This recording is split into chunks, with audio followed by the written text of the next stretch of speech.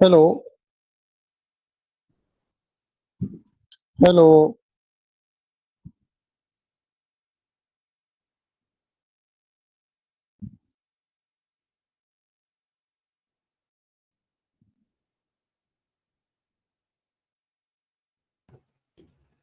सभी प्रतिभागियों को मेरा सादर नमस्कार। आज का ये सत्र समाज दर्शन प्लेटफॉर्म की ओर से प्रस्तुत किया जाता है, जिसका उद्देश्य केवल जानकारी साझा करना ही नहीं, बल्कि अनुभवों के माध्यम से नई सोच और सही दिशा प्रदान करना है। अब समाज दर्शन की ओर से एक छोटा सा प्रयास, जहां हम प्रशासनिक सेवाओं की चमक के पीछे की असली यात्रा को समझने का प्रयास करेंगे। अब मैं विनम्रता पूर्वक अनुरोध करूंगी असाटी महासभा के पूर्व अध्यक्ष आदरणीय वीरेंद्र असाटी जी से कि वो अपने प्रेरणादायी शब्दों से इस सत्र का शुभारंभ करें।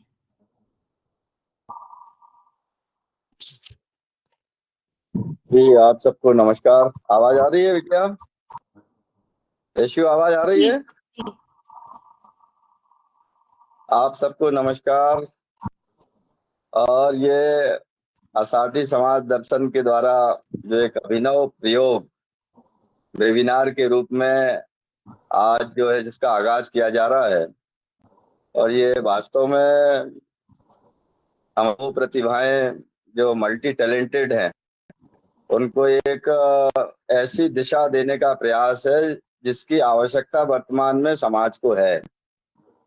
अंतर्राष्ट्रीय समाज दर्शन द्वारा जो है नित्य डे बाय डे और समाज के सारे अपडेट, और राष्ट्रीय स्तर पे ही नहीं, अंतर्राष्ट्रीय स्तर पे लगातार और एक अच्छा प्रयास कहना चाहिए, पॉजिटिव एफर्ट देश दुनिया के साथ में कदम ताल करने के लिए जो प्रयास उन्होंने प्रारंभ किया है, वो निश्चित रूप से आज समय की बहुत बड़ी आवश्यकता थी।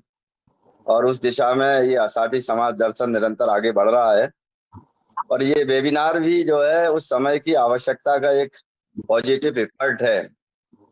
और आज जो भी इसमें प्रतिभागी जुड़े हैं, निश्चित रूप से हमारे जो आज इसमें गाइड करने वाले हैं हमारे रोहित जी और सौम्या जी, ये मल्टी टैलेंटेड हैं, और दोनों के द्वारा जो भी गाइडेंस आप सबको दिया जाएगा वो निश्चित रूप से आपके जीवन के लिए, और आपने जो अपना और कुल मिला के फ्यूचर के अपने ब्राइट फ्यूचर के लिए जो एम निश्चित किया हुआ है, उसके लिए एक आपको एक बड़ी दिशा और इस गाइडेंस से निश्चित रूप से मिलने वाली है। तो आप लोग आज जो है इन्होंने जो एक कड़ी मेहनत के द्वारा और एक अच्छा मुकाम पाया है प्रशासनिक स्तर पे, जिसकी हमारे समाज को बहुत बड़ी आवश्यकता है। हमारे समाज में बड़ा मल्टी टैलेंट है, और उस मल्टी टैलेंट के द्वारा आज हमारा सारा समाज निरंतर प्रगति कर रहा है। संख्या बल में भले ही हम इस राष्ट्रीय जीवन में और कम हों, लेकिन मुझे लगता है जिस प्रकार से कोयले की खदान में हीरा तो बिरला ही निकलता है, इस राष्ट्र रूपी समाज में भले ही बड़े बड़े सोसाइटियां होंगी, उनकी मेजोरिटी होगी, किंतु अषाढ़ी समाज भी निश्चित रूप से एक बहुत बड़ा और हीरे जैसा, कोयले की खान में हीरे निकलने वाली ये समाज है, और उसी दिशा में और वैसे ही चमक रहा है ये समाज जहां भी है, जिस क्षेत्र में है, चाहे व्यापार हो, इंजीनियरिंग हो, और शिक्षक हो, डॉक्टर्स हो, आईआईटीएन हो। ये बिटिया जो आज ये संचालन कर रही है, ये भी बहुत मल्टी टैलेंटेड है। एक बार आईआईटीएन में सेलेक्ट होने के बाद में उसने उसको रिफ्यूज कर दिया, उसने कहा कि मुझे केवल आईआईटी बॉम्बे चाहिए। तो इतना करेजफुल डिसीजन लेने वाले भी और मल्टी टैलेंट हमारे समाज के अंदर हैं, और मैं ये चाहता हूं, मेरा तो एक स्वप्न रहा है, पूर्व महासभा की स्वप्न रहा है कि सारे क्षेत्र में हम निरंतर रूप से आगे बढ़ रहे हैं, किंतु थोड़ा सा हमारा टैलेंट जो है एडमिनिस्ट्रेटिव, जहां हमारे रोहित जी और सौम्या जी जैसे लोग गए हैं, उस दिशा में भी बढ़ना चाहिए। क्योंकि जब हमारा समाज जब तक इस एडमिनिस्ट्रेटिव, क्योंकि हम पॉलिटिक्स में तो जा नहीं पाएंगे, तो हम एडमिनिस्ट्रेटिव लाइन में जाएंगे तो भी हमारे समाज को बहुत बड़ा बेनिफिट और हमारे समाज के बंधुओं को के उस स्थान पर पहुंचने से होने वाला है।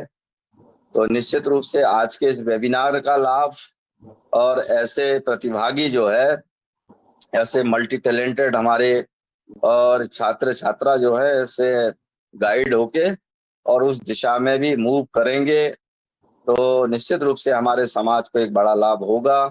और उसी कड़ी में इंदौर में छात्रावास के निर्माण के लिए हमारा स्वप्न था और मुझे लगता है कि ये स्वप्न जो है निश्चित रूप से अब ये रोहित और सौम्या जी जैसे हमारे समाज के होनहार विद्वान और उस मुकाम को निश्चित रूप से और इस गाइडेंस के द्वारा प्रतिभागियों को उस ओर मोड़ेंगे तो निश्चित रूप से हमारा समाज बहुत अच्छा प्रगति करता हुआ आगे आएगा। ये वेबिनार निश्चित रूप से हमारे समाज का एक ब्राइट फ्यूचर का आधार है, एक आवाहन है, एक आगाज है, एक अनुरोध है और इस दिशा में हमारा समाज आगे बढ़े। हमारी राष्ट्रीय महिला समिति के द्वारा इसी प्रकार से एक वेबिनार का आयोजन अभी कुछ समय पूर्व किया गया था और उसमें भी काफी ज्ञानार्जन हमारे समाज के प्रतिभागियों ने प्राप्त किया। बहुत सारे मल्टी टैलेंट उसमें जुड़े हुए थे, उन्होंने भी एक अच्छा प्रयास किया था। तो आज हमारा ये असाटी समाज दर्शन भी एक नया प्लेटफॉर्म जो है इस दिशा में प्रयास कर रहा है। तो आप सब भी उससे लाभान्वित होइए, अपने समाज को आगे बढ़ाइए। आप सब जो है हमारे भावी भविष्य के समाज के स्वर्णिम निर्माण की नींव है। आप लोग इस दिशा में जरूर अपने आप को अपना एम निश्चित करिए जिससे हमारा समाज आगे बढ़े। आप सबको बहुत बहुत शुभकामनाएं और असाटी समाज दर्शन को बहुत बहुत धन्यवाद। नमस्कार। वीरेन जी, आपका बहुत बहुत धन्यवाद। और अब इस भावना को आगे बढ़ाते हुए मैं कुछ पंक्तियां प्रस्तुत करना चाहूंगी कि कागज पर लिखी जीत से बड़ा संघर्ष में जीता हुआ हर पल होता है। मंजिल तो सबको दिखती है यहाँ, पर जिद को पाना सिर्फ कुछ ही लोगों का सफर होता है। आज का ये सत्र विशेष रूप से उन लोगों के लिए महत्वपूर्ण है जो प्रतियोगी परीक्षाओं की तैयारी कर रहे हैं या फिर कभी इस सफर से खुद गुजरे हैं, क्योंकि तैयारी के पाठ्यक्रम के साथ साथ निरंतरता, धैर्य और लंबे समय तक खुद पर विश्वास बनाए रखना भी काफी महत्वपूर्ण होता है। और आज हमारे साथ ऐसे दो अतिथि हैं जिन्होंने इस संघर्ष को सिर्फ देखा ही नहीं बल्कि पूरी तरह जिया भी है। पहली ओर अनुशासन, निरंतरता और शिक्षा प्रशासन जैसे महत्वपूर्ण क्षेत्र में अपनी विशिष्ट पहचान बनाने वाली assistant director at education department Bhopal से श्रीमती सौम्या असाटी जी, और दूसरी ओर धैर्य, डिसिप्लिन और प्रशासनिक सेवा के प्रति अपने समर्पण से एक प्रेरणादायी सफर तय करने वाले internal audit officer at JT treasury and accounts office Sagar से श्री रोहित असाटी जी। आप दोनों का इस सत्र में हार्दिक स्वागत है। धन्यवाद। आवाज आ रही है मेरी? जी आ रही है आपकी आवाज। हाँ, धन्यवाद। सौम्या जी,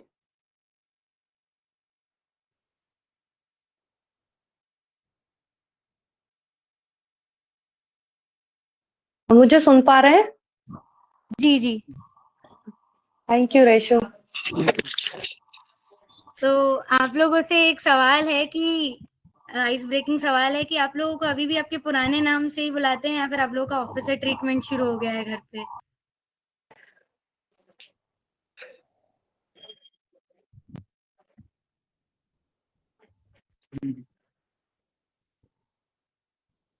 ऑनेस्टली बोलूं तो मुझे अंदर से आज भी सब कुछ नॉर्मली लगता है। बस ये है कि दायरा बढ़ गया है जहाँ लोग हमको जानने समझने ज्यादा लग गए हैं और एक नई पहचान डेवलप हुई है। सुन पा रहे हैं मुझे? तो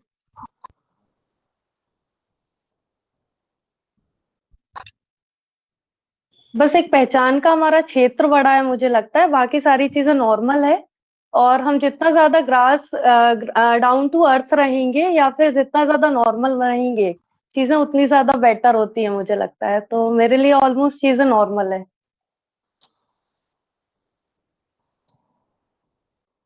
हेलो। जी। हेलो। हाँ। रेसू जी, मुझे लगता है कि घर दोस्तों में तो लगभग वैसे ही कंडीशन है।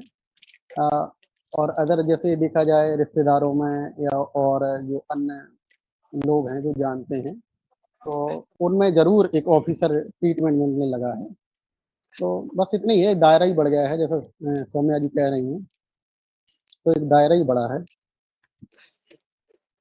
तो अब थोड़ा सा आपके सफर पे शुरुआत करते हैं कि आप लोगों का बचपन कैसा गुजरा और शुरुआती शिक्षा कैसी रही आप लोगों की, कि कौन सा मोड़ था जहां आपको लगा कि एमपीपीएससी की हमें तैयारी करनी चाहिए। मुझे लगता है कि एमपीपीएससी जैसी कोई भी अगर हम परीक्षा के बारे में सोचते हैं, तो उसकी शुरुआत हार्ड वर्क से होती है कि हम तैयार होते हैं किसी भी चीज के लिए, फुल डेडिकेशन शो करने के लिए या पूरा हार्ड वर्क करने के लिए।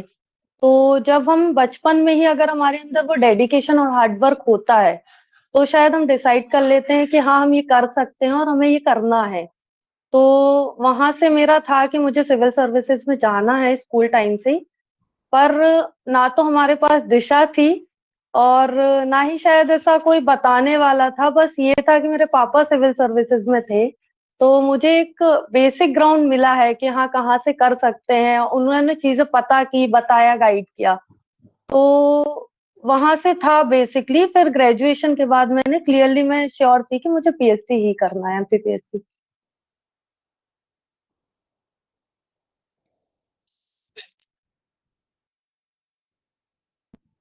रोहित जी, आपका कैसा था स्कूलिंग और डायरेक्शन। मेरे साथ थोड़ी उल्टी चीजें हुई हैं। मेरे तो बचपन से शुरुआती जो एजुकेशन हुई है वो गांव से हुई है, सरकारी स्कूल से। तो तब उधर पे कोई ऐसा गाइडेंस नहीं था। और मुझे आईएएस जैसा शब्द शायद 9th या 10th में सुनने को मिला है, जब इसमें जुड़े हुए हैं विकास भैया, विकास आसादी जी। तो उन्होंने टॉप किया था 10th में। तब मैंने पहली बार जो अखबार में लिखा था ना कि आईएएस बनना है उनको, तो हमने भी सोचा कि हमको भी बनना है आईएएस। तो तब से थोड़ा सा था कि सिविल सेवा, फिर उसको जानना शुरू किया। फिर वो एक पड़ाव मतलब आगे बढ़ता गया और फिर चीजें समझी। तो ऐसी एक जर्नी, एक मतलब लॉन्ग टर्म रही है। लेकिन एक 10th के बेस पे ही पता चला कि आईएएस जैसी सेवाएं क्या होती। तो मतलब एक कहावत चलती है कि पूत के पांव पलने में ही दिखने लगते हैं। तो ऑफिसर लाइक क्वालिटीज जो होती हैं वो बचपन से ही होती हैं या फिर वो धीरे धीरे बिल्ड करी जाती हैं। ऑफिसर लाइक क्वालिटीज तो मुझे लगता है कि एक अच्छा ह्यूमन बीइंग जो होता है, वो क्वालिटीज हमारे अंदर ऑफिस जाके डेवलप होती हैं। उसके पहले हम एस्पिरेंट ही होते हैं। बस हम हमारे उस एस्पिरेंट होने में हम कितना डेडिकेटेड हैं या हम उस पर्सनैलिटी को सूट कर पाएंगे, वो चीज हमारे अंदर होती है। जैसे हार्ड वर्क होना, डेडिकेशन होना, ऑनेस्टी होना। ऑनेस्टी सिर्फ वो नहीं है जो हम कागजों पे या फील्ड पे दिखा रहे हैं। ऑनेस्टी मुझे लगता है पढ़ाई के प्रति होना, रिश्तों के प्रति होना, या जो फैमिली हमारे ऊपर इन्वेस्ट कर रही है उस चीज के प्रति ऑनेस्ट होना। तो वो नेचुरली आपके अंदर ऑफिसर्स लाइक क्वालिटी डेवलप कर देती है।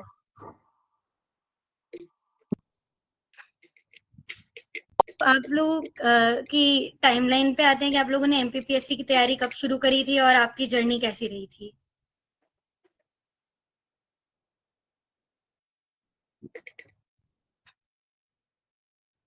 मैं जी हाँ। आपसे शुरू करते हैं। हाँ, ठीक है। रेसू जी, सिविल सेवा के बारे में जैसे मैंने बताया कि मुझे 10th में ही पता चला। फिर जो मैथ वगैरह मोस्टली लड़के या लड़कियां ले लेते हैं, तो मैंने भी वो ऑप्ट कर लिया। उसके बाद मेरा बीएचयू में सिलेक्शन हो गया, बनारस हिंदू विश्वविद्यालय में। तो मैं उधर कुछ टाइम पे रुका। मुझे अच्छा नहीं लगा, तो फिर मैं इंदौर आ गया। तो उधर मुझको इंस्पायर जैसी स्कॉलरशिप मिलती है साइंस के क्षेत्र में। तो उस बेस पे मैं इंदौर में रहा और उसी दौरान मैंने सीखी वो चीज़ें, एमपीपीएससी और उधर जो सीनियर्स लोग जो तैयारी कर रहे थे उनसे और गाइडेंस लेता रहा और प्रयास करते रहे और सीखते रहे और कई बार असफल भी हुए और फिर बाद में चीजें पता चली कि क्या एमपीपीएससी की रिक्वायर्ड होती है, क्या एक सिविल सर्वेंट में क्या क्वालिटीज होनी चाहिए, तो ये सब बाद में जानने को मिला।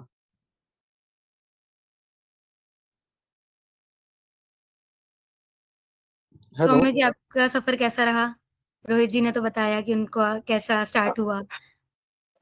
मेरा वही कि 10th के बाद हर बच्चा कंफ्यूज्ड होता है, मैं भी कंफ्यूज थी, पीसीएम लूं या फिर कॉमर्स लूं और हमारे यहाँ या फिर आर्ट्स लूं।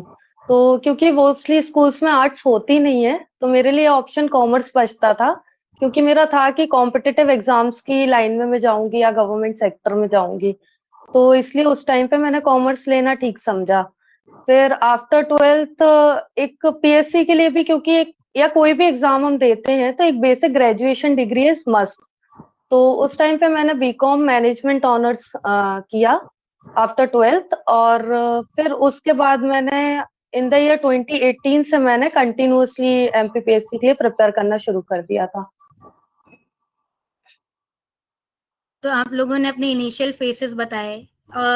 तो रोहित जी, आपकी पहला अटेम्प्ट आपने आपका कब दिया था और उसके बाद कैसा प्रोग्रेस किया? मैंने पहला अटेम्प्ट 2019 का जो हुआ था, 2020 में हुआ था ये एग्जाम, तो वो दिया था और मुझे उस टाइम पे उतनी जानकारी नहीं थी तो मैं पहले प्री की तैयारी किया। प्री की तैयारी 50 दिन की थी जिसमें प्री निकल गया था, मेंस बिल्कुल भी रेडी नहीं था। उसी दौरान मैंने नोट्स बनाए और टेस्ट सीरीज भी लिखता था।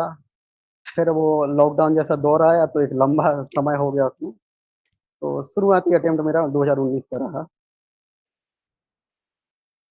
सौम्या जी, आपका? मेरा भी 2019 का पहला अटेम्प्ट था, जिसमें मेरा प्री निकला था, मेंस भी निकला था, मैंने इंटरव्यू फेस किया है उसका। उसके बाद 2020 का भी मेरा प्री मेंस रहा है, बट अनफॉर्चुनेटली मैं प्रोविजनल लिस्ट में थी। और 2021 का उसके बाद जो रहा है उसमें मेरा प्री भी क्वालिफाई नहीं हुआ था। और 2022 में फाइनल सिलेक्शन हुआ है, उसके बाद मैंने 23 का भी इंटरव्यू दिया है, 23-24 के। बट अभी बाकी है उसका। तो देखती हूँ क्या। तो 2000 मतलब 19 में आपने दिया था रोहित जी, उसके बाद का टाइमलाइन कैसा रहा था आपका? 2019 के बाद जो जैसे लॉकडाउन लगा ना तो पूरा मतलब विश्व के समक्ष ही एक संकट था। तो मेरे जीवन में भी आया वो, तो उस दौरान मैंने कुछ ऑप्शन बी मतलब सेलेक्ट किए, जैसे नेट जेआरएफ की तैयारी की, कॉलेज में पढ़ाना, कोचिंगों में टेस्ट सीरीज वगैरह, मॉडल आंसर लिखना, टेस्ट कॉपीज चेक की मैंने। 2019 का मेंस मेरा निकला, उसके बाद से ही मैंने ये सब चीज़ें की, तो एक अर्निंग का सोर्स भी हुआ और काफ़ी चीज़ें उससे रिलेटेड मैंने सीखी। तो तो मतलब इसी प्रकार से वो कंटिन्यू अभी भी वो एक मतलब जारी है जो चीज़ें। तो 2019 से लगातार मैं इंटरव्यू दे रहा हूँ और मैंने असिस्टेंट प्रोफेसर का भी इंटरव्यू दिया था और एसीएफ जो फॉरेस्ट सर्विस होता है उसका भी दिया है। एमपीपीएससी का सफर जल्दी खत्म नहीं होता है। हाँ हाँ, ये बात तो है, एक लॉन्ग टर्म हाँ। जर्नी है, वो एक मेच्योरिटी मांगता है आपसे और जो आपको जीवन भर काम आती है। शायद तकदीर ने इशारा पहले ही लिख दिया था, बस नाम आने में थोड़ा वक्त ले लिया था। जिस हम्म। परीक्षा की कॉपियां कभी जांचा करते थे, एक दिन उसी परीक्षा ने उन्हें अफसर लिख दिया था। रोहित जी पे ये लाइन सटीक रूप से बैठती है कि आपकी लाइफ में एक दौर ऐसा भी था जिसमें आप उसी परीक्षा की कॉपियां जांचते थे जिसको आप खुद पास करने का सपना देखते थे। तो इस समय आपका क्या माइंडसेट रहता था? जैसा कि मैंने बताया कि जो एक कोचिंग में काम करता था तो ऐसे उधर के मॉडल आंसर बनाना और जैसे कॉपी चेक करना, कॉपी जैसे कई सारे स्टूडेंट्स की आती थी तो उसमें तरह तरह तरीके से जो आंसर लिखे जाते थे उनको मैं ऑब्जर्व करता था, उनसे सीखता भी था कि इसमें क्या कमियां हैं और जो टॉपर्स रहे हैं उनकी कॉपीज देखता था कि कैसे लिखा जा सकता है चीज़ों को। तो मैंने इतनी प्रैक्टिस की है कि एक कोई भी आंसर है तो उसको मैं 5-5 6-6 तरीके से लिख सकता था। तो ये सब मतलब उस दौरान जो संघर्ष हुआ उससे ही सीखा हूँ मैं। मतलब ये काफी इंस्पिरेशनल था कि आप उसी की कॉपियां जांचते थे जो आपको खुद इसके लिए अपीयर होना था। तो मेहनत को मंजिल तक पहुंचाने में बस एक और प्रयास की जरूरत थी। जिस परीक्षा ने 1 वर्ष पहले रोका, अगले ही वर्ष उसी ने उन्हें नई पहचान दी। ये सौम्या जी के लिए था कि 2021 के प्रीलिम्स में आपको रुकावट हुई, लेकिन 2022 में आपने सिर्फ वो परीक्षा क्लियर ही नहीं की, बल्कि एक महत्वपूर्ण पद तक भी पहुंची। तो इस सेटबैक के बाद आपने इतना बड़ा जंप कैसे लिया? इनिशियली मुझे लगता है कि जब मेरा निकला नहीं था, क्योंकि 19 में इंटरव्यू से बाहर होना, 20 का इंटरव्यू फेस करना एंड देन सडनली 21 का प्री भी नहीं निकलना, एक बहुत बड़ा मेंटल ट्रॉमा था मेरे लिए। और रिजल्ट के जस्ट 8 दिन बाद मेरा ये नेक्स्ट एग्जाम था, 22 वाले का जो मेंस था, ये 2019 के फाइनल रिजल्ट के 8-10 दिन बाद शायद होने वाला था। तो उस टाइम पे डेफिनेटली मैं बहुत इमोशनली बहुत चैलेंजेस मैंने फेस किए हैं उस टाइम पे। और मुझे लगता है सबसे बड़ा एक सेल्फ डाउट भी क्रिएट हुआ था कि यार इस बार तो प्री भी नहीं हुआ, अब मुझसे नहीं होगा शायद और मुझे छोड़ देना चाहिए। और मुझे लगता है कि उस टाइम पे मैं ऐसे थी कि अब मुझे मेंस भी नहीं देना, क्योंकि मेरा कुछ नहीं होता है, मैं 2 बार इंटरव्यू दे चुकी हूँ। पर मैंने सोचा कि यार ये जो रिजल्ट है, ये सिर्फ मेरी स्ट्रेटेजी का एक फीडबैक है। तो मैंने वो एनालाइज किया कि यार ये क्यों रुका हुआ है या क्यों नहीं हुआ। तो मैंने उसको एनालाइज करके अपने लूपहोल्स को ढूंढा। 1-2 दिन मैं ट्रॉमा में रही, मैंने वापस से खुद को रिवाइव किया, अपनी गलतियों को फाइंड आउट किया और वापस से मैंने एक नया स्टार्ट किया कि नहीं, इसमें वापस से जोर लगाती हूँ और इस बार डेफिनेटली होगा। और वो हुआ। और इसमें सबसे बड़ा एक सपोर्ट था जो मुझे लगता है कि उस टाइम पे एक फैमिली का जो सपोर्ट होना, जो आपको इमोशनली भी सपोर्ट कर रहे होते हैं और मेंटली भी। तो उसने और मेरा डेडिकेशन, तैयारी, जिन्होंने मुझे रियलाइज कराया कि तुमने 4 स्टेजेस 5 स्टेजेस पार किए हैं बार बार अलग अलग परीक्षाओं में। तो ये अगर एक स्टेज इस बार पास नहीं हुआ तो ये आपका ये डिसाइड नहीं करता है कि आप उसको कर नहीं सकते। तो वापस से मैंने शुरू किया, वापस से और मेहनत की। तो रिजल्ट है, मिला उसका रिजल्ट मुझे। मतलब वो बात होती है कि कुछ ऐसे सोचते हैं कि प्रीलिम्स नहीं निकला तो हार के बैठ जाते हैं। आपने वो हाँ, रेक्टिफाई किया कि कहाँ दिक्कत आ रही है, ना कि क्या कहाँ दिक्कत। दिक्कत है। हाँ, आजकल के समय में बहुत बड़ी समस्या है कि काफी ज्यादा इंफॉर्मेशन ओवरलोड है, कि हम पढ़ाई की तैयारी कम करते हैं और पढ़ाई कैसे करें की वीडियोस ज्यादा देखने लगे हैं। तो हाँ। सौम्या जी, आप एक बात बताइए कि इतने नोट्स हैं, इतने सोर्सेज हैं, तो स्टूडेंट एस्पिरेंट जो है वो इतने सब में से इंफॉर्मेशन फिल्टर कैसे करे कि उसको कौन सी लेनी चाहिए? आपको ऑथेंटिक सोर्सेस पे जाना चाहिए मुझे लगता है, और कोई एक चीज को आप रेगुलरली फॉलो करो। कोई भी न्यूज़पेपर या कोई भी सोर्सेज एक बार में आपको सारी इंफॉर्मेशन नहीं देंगे। बस आप उसको जब कंसिस्टेंसी से फॉलो करोगे तो सारी चीजें उसमें कवर होंगी। तो मुझे लगता है कि उस इंफॉर्मेशन से ज्यादा हमें रिटेंशन और एप्लीकेशन पे फोकस करना चाहिए। तो हम जितना ज्यादा एप्लीकेबिलिटी देखेंगे चीजों की, उसके अकॉर्डिंग आप as per your syllabus, as per your target, आप किसी एक ऑथेंटिक सोर्स को फॉलो करो। एक daily current newspaper, daily current के लिए कोई भी एक न्यूज़पेपर या कोई डेफिनेट सोर्स जो आप पढ़ना चाहते हो, और एक मंथली मैगजीन टाइप आप फॉलो करो, तो वो आपके लिए ज्यादा हेल्पफुल होगा। तो मतलब ऑथेंटिक सोर्सेस पे जाएं रादर देन कि जो सुनने में आ रहा है कि अब ये चल कुछ रहा भी आ है रहा है, हाँ। तो रोहित जी, आजकल एक नई चीज चल रही है कि पढ़ाई कम होती है और स्टडी मोटिवेशन की रीलें ज्यादा देखी जाती हैं। तो हाँ। आपने अपने टाइम पे डिस्ट्रैक्शंस, मतलब सिर्फ फोन के डिस्ट्रैक्शन नहीं होते, बहुत सारी अलग अलग परेशानियों से गुजरना पड़ता है। तो इतने सब डिस्ट्रैक्शंस से अपने खुद को दूर कैसे रखा? मुझे लगता है कि आपके लिए जैसे मोटिवेशन है ना, तो वो एक अल्पकालिक होती हैं चीजें। आप जब किसी चीज के लिए एकदम डेडिकेटेड होके कार्य करते हैं ना, तो फिर मोटिवेशन जैसी चीजें मायने नहीं रखती हैं। और रही बात डिस्ट्रैक्शन की, तो जैसे सोशल मीडिया, तो मैं मतलब सोशल मीडिया पे अभी आया हूँ कुछ वर्षों में। और जो अदर चीज़ें इफ़ेक्ट करती हैं, जैसे किसी के लिए इकोनॉमिक्स मतलब आर्थिक चुनौतियाँ हो सकती हैं, उधर का वातावरण, ये सब चीज़ें। तो आप जब एक लक्ष्य की ओर जैसे काम करेंगे ना, और आपका परिवार सबसे बड़ा मोटिवेशन है उसके लिए। जब आप अपने मम्मी-पापा इनका सब चेहरा जब सामने आएगा ना, तो अपने आप मोटिवेशन आएगा आपको पढ़ने के लिए। और जब आप समाज के लिए कुछ करना चाह रहे हैं ना, तो फिर एक मतलब डिस्ट्रैक्शन जैसी कोई बात नहीं रहती है। और मेरे लिए भी हमेशा यही चीज़ें रही हैं, और मैंने ये सोचा कि मेरे लिए खोने के लिए तो देखो कुछ चीज़ें हैं नहीं, जितना हो सकता है पा सकता हूँ मैं। तो इसलिए फिर मैं कंटिन्यू लगा रहा। मतलब मोटिवेशन से ज़्यादा ज़रूरी डिसिप्लिन होता है।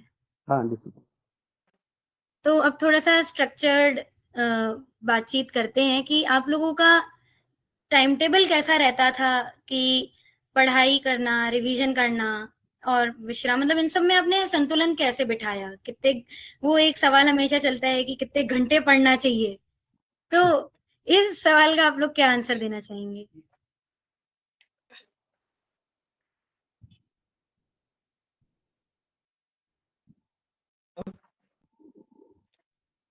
रोहित जी आंसर कर रहे हैं क्या? हाँ, मैं बोलता हूँ। मुझे लगा वो क्लैश ना हो जाए, तो मैं इसलिए हाँ, वेट कर रही थी। अच्छा, अच्छा। हाँ, जैसे जो बात जैसे डेली रूटीन की रही, तो मेरे साथ जो जैसे रूटीन मैंने बनाया जो अपना, और तो मैं सुबह 7 बजे लाइब्रेरी जाता था। फिर उसके बाद मतलब 11 बजे 12 बजे तक मैं पढ़ाई करता था 5 घंटे का। फिर उसके बाद मोस्टली खाना-पीना मैं वो बनाता था। फिर खाने के बाद मतलब नहाना, और इसके बाद और ये सब चीज़ें मैं सोता भी था ऐसे। फिर उसके बाद 3 बजे के बाद जो 7-8 बजे के आस-पास लाइब्रेरी में बैठता था। 5-5 घंटे की ऐसी शिफ्ट हो जाती थी।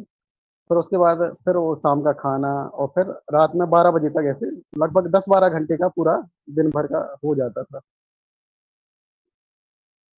तो ऐसा कुछ रूटीन रहा है मेरा, मैंने 2-3 साल फ़ॉलो किया ये।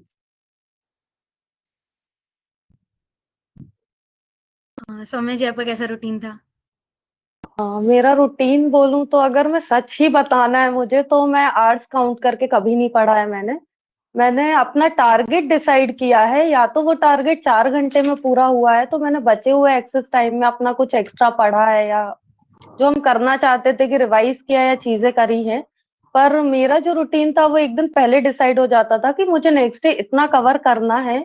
और रूटीन मेरा रिवीजन से शुरू होता था और रिवीजन पे खत्म होता था, कि मुझे सुबह उठ के लास्ट डे जो पढ़ा हुआ है वो रिवाइज करना है, एक बार उसको रिवाइंड करना है।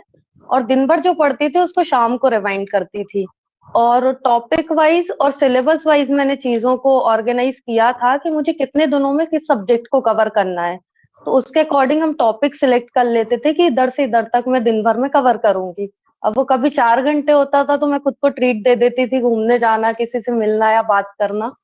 और बाकी चीजें डिपेंड करता है, बस कंसिस्टेंसी थी कि प्रतिदिन मैंने पढ़ा है, प्रतिदिन मैंने मेरे टारगेट्स अचीव किए हैं। और कंसिस्टेंसी का है कि आप मेंटेन करके रखो उसको। मतलब आप दोनों की दिनचर्या से निकल के आया है कि डिसिप्लिन और कंसिस्टेंसी बहुत ज़रूरी होती है। बिल्कुल। तो आप लोगों ने प्रीलिम्स की तैयारी में आप लोगों का मुख्य आधार क्या था कि पूरा सिलेबस मुझे कवर करके जाना है कि जितना हो सके उतना मैं करके जाऊं, या फिर जितना भी आप लोगों ने पढ़ा है उसके ऊपर आप लोग टेस्ट या प्रैक्टिस करने लगते थे? रोहित हुँ, जी पहले बताइए। हाँ, हाँ। हाँ, रेसू जी, मुझे लगता है कि जैसे आप कोई भी एग्ज़ाम दे रहे हैं, जैसे प्रीलिम्स का है, तो आपको सिलेबस पहले बहुत अच्छे से याद होना चाहिए पूरा, कि कौन-सी यूनिट में क्या-क्या चीज़ें हैं, और उस बिल्कुल। हिसाब से आपके पास ऑथेंटिक सोर्स होने चाहिए। जैसे कि आज के समय में देखा जाए तो गवर्नमेंट का डेटा, इकोनॉमिक सर्वे, जो रिपोर्ट्स हैं, उनकी साइट्स हैं, इसमें से ज़्यादा क्वेश्चन आते हैं, और मॉक टेस्ट आपको लगाना बहुत ज़्यादा ज़रूरी है। तो ये ऐसे कंसिस्टेंसी के साथ आप मॉक टेस्ट लगाओ, और पीवाईक्यू जो पिछले 10 सालों में जो पेपर हुए हैं, एमपीपीएससी ने जितने भी कराए हैं, जितने भी जीएस के पेपर हुए हैं वो आप अच्छे से पूरे याद होने चाहिए, जैसा सिलेबस याद है उसी प्रकार से आपको वो पीवाईक्यू भी याद होने चाहिए। और आप किसी भी कोचिंग की एक टेस्ट सीरीज ले लो जिससे आप मॉक टेस्ट लगा सकते, तो ये प्रीलिम्स के लिए काफी चीजें हैं। और सौम्य जी, आप कहने कैसे की थी प्रीलिम्स की तैयारी? बिल्कुल, मैं रोहित जी की बात से एकदम एग्री करूंगी कि आपको सिलेबस टू द पॉइंट याद होना चाहिए, कि आपको कोई मार्केट में मिलके भी अगर पूछता है ना कि उस यूनिट के उस पॉइंट में कौन सा टॉपिक लिखा हुआ था, तो वो आपको एकदम मुंह जुबानी याद होना चाहिए। तो आप उस सिलेबस के अकॉर्डिंग आप चीजें तैयार करो, ऑथेंटिक सोर्सेज से। करंट अफेयर्स आप डेली फॉलो करो। तो एक दिन पढ़ने से करंट अफेयर्स में प्री में कुछ नहीं होने वाला। एक लंबा जो चेन होता है, जब चीजें हम रिपीटेड मोड पे पढ़ते हैं तो वो हमको याद होती है। इसके अलावा प्री के लिए अगर बोलूं तो फैक्ट्स बेस्ड होता है, और प्रीवियस ईयर जो पीवाईक्यूज जो होते हैं वो आप सॉल्व करो। उससे आपको डायमेंशन मिलता है कि किस टॉपिक से क्वेश्चन कंसिस्टेंटली आ रहे हैं। और मॉक टेस्ट सॉल्व करना, मॉक से आपको आपके वीक पॉइंट्स पता लगते हैं कि आप कहाँ गलत कर रहे हो, और उन गलतियों के लिए एक अलग से कॉपी या नोट्स आप प्रिपेयर करो, ताकि वो गलतियां हम आगे ना करें और उस टॉपिक को पूरा प्रिपेयर करते जाओ। तो वो चीज फाइनल टाइम जब एग्जाम आता है वो काफी हेल्पफुल होता है। तो आप लोगों का कहना है कि पूरा कवर करो और करंट हाँ, अफेयर्स आप लोग कंसिस्टेंटली करते रहें। कंसिस्टेंटली। तो मेंस में आप लोगों ने आंसर राइटिंग की प्रिपरेशन कैसे करी? और बहुत स्टूडेंट्स का कहना होता है कि हम लोग प्रीलिम्स और मेंस में कब समझे कि अभी हमें प्रीलिम्स की तैयारी करनी चाहिए या मेंस की तैयारी करनी चाहिए, ये दोनों का क्योंकि थोड़ा रिक्वायरमेंट अलग अलग है, तो आप लोगों ने ऐसे कैसे संभाला? मुझे लगता है इसमें कि जहाँ तक पूरी सिविल सर्विस की जो तैयारी की बात है ना, तो पूरे एक मतलब ये एक लिस्ट होती है पूरी तैयारी, आप उसको अलग अलग ऐसे बांट नहीं सकते। अलग अलग आप कब बांट सकते हैं, जब आपका एग्जाम नजदीक हो, 2-3 महीने रह गए हो, उस टाइम पे आप उसको अलग अलग बांटिए। और मोस्टली ये होना चाहिए, आप जैसे सिलेबस भी देखेंगे ना तो प्री और मेंस का लगभग मतलब उसका विस्तार कर दिया गया है, उसको आपको डिटेल में पता होना चाहिए। और दूसरा क्वेश्चन क्या था, मैं समझ नहीं पाया।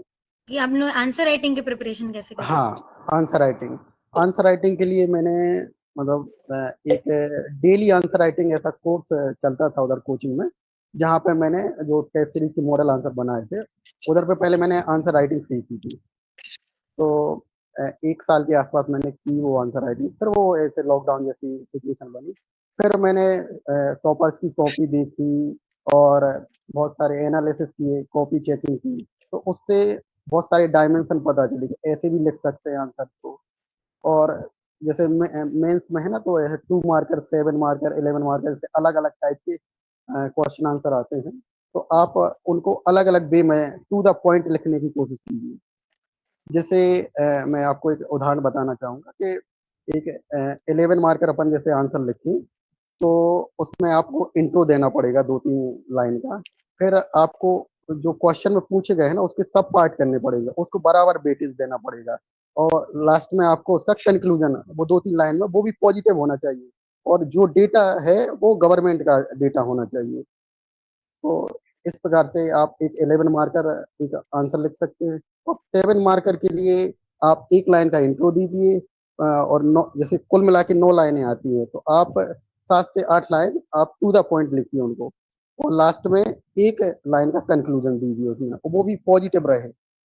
और जो 2 मार्कर क्वेश्चन आते हैं मेंस में, उनको आप जो चीज पूछी गई है, अगर जैसे उन्होंने किसी के बारे में 3 पॉइंट पूछे तो 3 पॉइंट लिखिए आप, किसी की परिभाषा पूछिए, डेफिनेशन पूछिए, तो आप डेफिनेशन सरल शब्दों में लिखिए।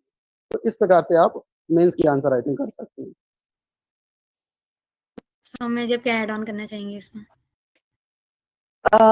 वही जो पहली लाइन उनका था वो उन्होंने कवर कर लिया है पॉइंट, कि प्री और मींस अलग नहीं होता। मैं एड ऑन ये करूंगी, प्री, मींस और इंटरव्यू तीनों ही अलग नहीं होते हाँ, हैं। तीनों की तैयारी कलेक्टिवली ही होती है, क्योंकि मुझे लगता है कि मोस्टली 80% सिलेबस जो है ना वो सेम है प्री मेंस का। बस प्री में कुछ चीजें एक्स्ट्रा एड ऑन होती हैं जो फैक्ट्स बेस्ड होती है, जो करंट अफेयर्स रिलेटेड होता है, जो डायरेक्टली क्वेश्चंस आते हैं।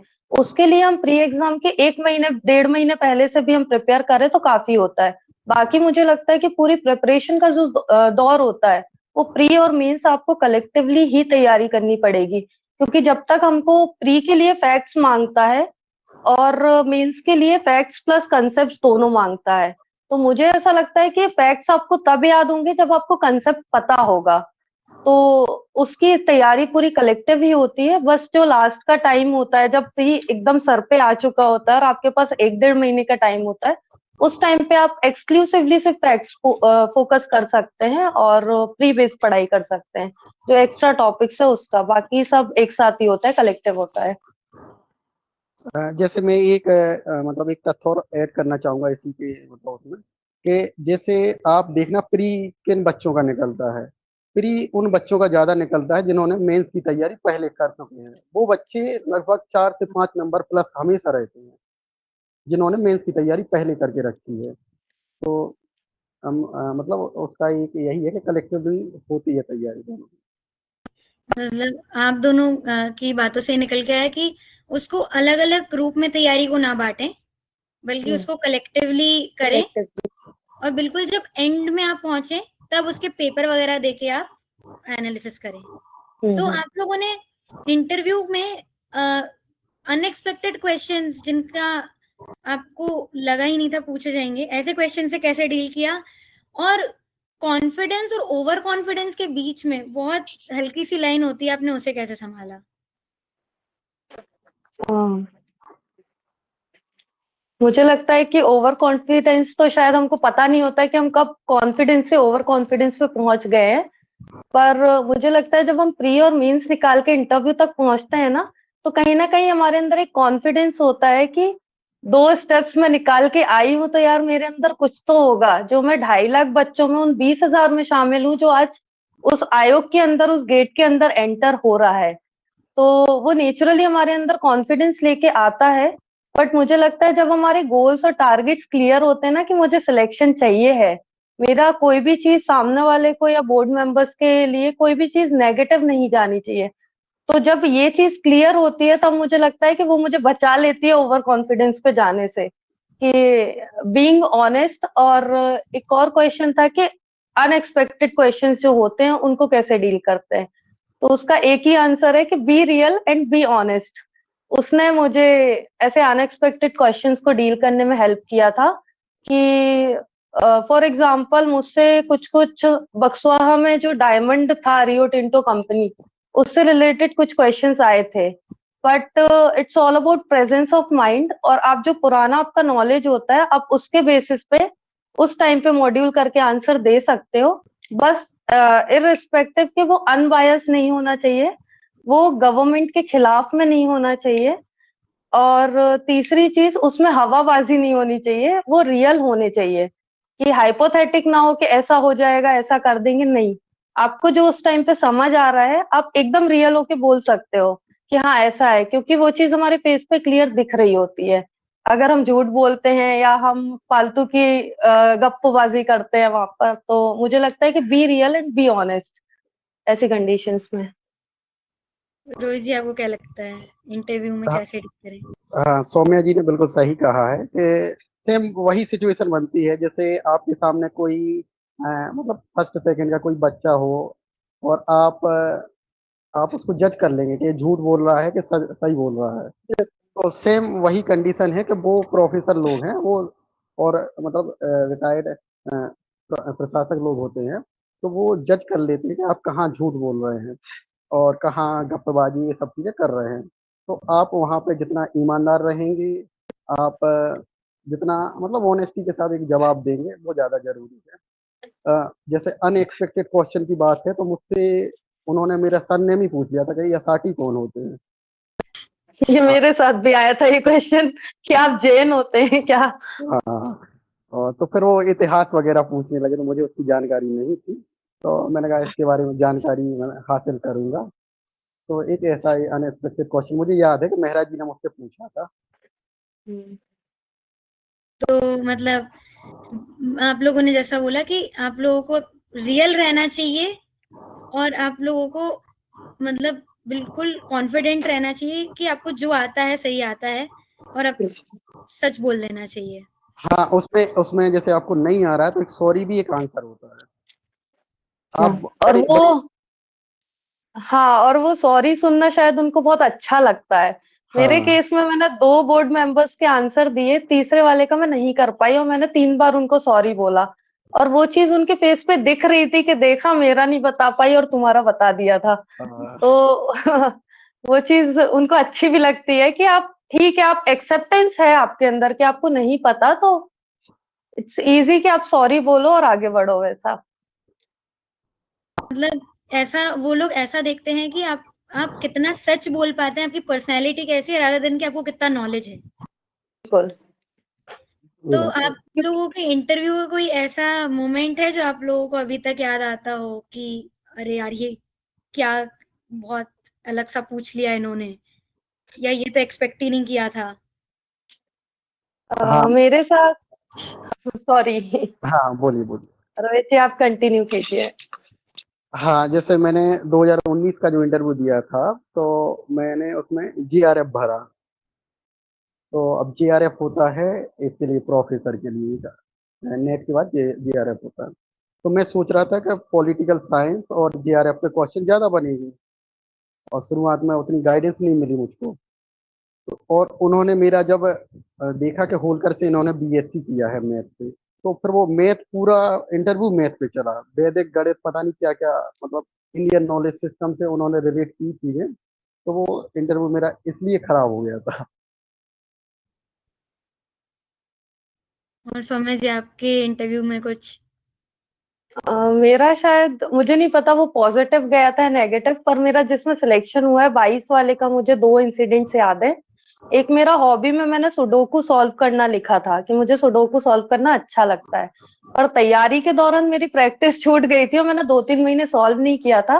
तो उन्होंने उस दिन का दैनिक भास्कर उठाया और मेरे सामने रख दिया कि आप इसको सॉल्व करके बताओ, हम आपको 2 मिनट का टाइम देते हैं। तो वो मैंने सॉल्व किया था, तो वो शायद मेरे लिए एक मेमोरी है कि हाँ, मैंने 2 मिनट में सॉल्व किया था। और वो कुछ भी करा सकते हैं वहां पे। तो एक सुडोकू उन्होंने सॉल्व कराया था। दूसरा मेरा जो इंटरव्यू था वो मैं उस टाइम पे पटवारी रही हूँ। तो एक फीमेल बोर्ड मेंबर थी मेरे सामने। उन्होंने मतलब मुझे लगता है पटवारी में अपने प्रॉपर्टी के कागज खोल के रख दिए थे कि मेरे यहाँ ये इश्यू चल रहा है, अब आप मुझे सजेस्ट करो, क्योंकि आपने 1 साल किया है कि मुझे क्या करना चाहिए, मेरे ये प्रॉपर्टी का ये नक्शा शो हो रहा है। तो वो मेरे लिए है मेमोरेबल। और मुझे आज भी उसका पूरा वो सीन याद रहता है कि पटवारी से रिलेटेड काफी चला था मेरा। तो मतलब अगर एक एस्पिरेंट शुरुआत करना चाहे एमपीपीएससी के रिगार्डिंग, तो उसका पहले 6 महीने का रोड मैप कैसा होना चाहिए, उसको फाउंडेशन अपनी कैसी रखनी चाहिए? रोहित जी। फाउंडेशन एज यूजुअल मुझे लगता है कि एनसीईआरटी से ही शुरू करना चाहिए। 6 क्लास की एनसीईआरटी जो हम उठाते हैं, क्योंकि वो हमें एकदम बेस और आधार बनाने में हेल्प करती है। बट एनसीईआरटी भी कब, जब आपको सिलेबस क्लियर होना चाहिए। तो पहला स्टेप है कि आप सिलेबस क्लियरली आपको पता हो कि प्री क्या मांगता है, मेंस क्या मांगता है। उसके बाद आप उसको टॉपिक वाइज ऑर्गेनाइज करके आप एनसीईआरटी से शुरू कर सकते हो। और पहला एनसीईआरटी में हम पढ़ सकते हैं। इसके अलावा कोई ऑथेंटिक सोर्सेज जो बुक्स होती है, या किसी कोचिंग में, अब तो इतना मटेरियल अवेलेबल है मार्केट में कि आप कहीं एक जगह से उठाओ। बस मैं इस चीज को फेवर करती हूँ कि 10 जगह की 10 बुक्स बटोर के मत लाओ और उनको एक एक बार मत पढ़ो।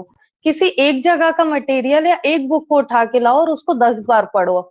क्योंकि चीजें सारी एक ही जगह होती है, बस मिस हम करते हैं कि हम पढ़ते नहीं और हम 10 जगह भटकते रहते हैं। तो आप टू दी पॉइंट और सिलेबस के अकॉर्डिंग तैयारी करो। और ऑथेंटिक सोर्सेज आप उठाइए और एक बुक को फॉलो करो। और बैकग्राउंड भी यही है कि शुरुआत ही आपको वहां से करनी होगी, क्योंकि आपको बेस क्लियर करना होगा। तो चीजें पढ़नी पड़ेंगी और शुरू में काफी ज्यादा मेहनत लगती है। बाद में जब हमें चीजें समझ आती है तब सिर्फ रिवीजन पे काम चल जाता है। रोहित जी अब इसमें ऐड करना चाहेंगे?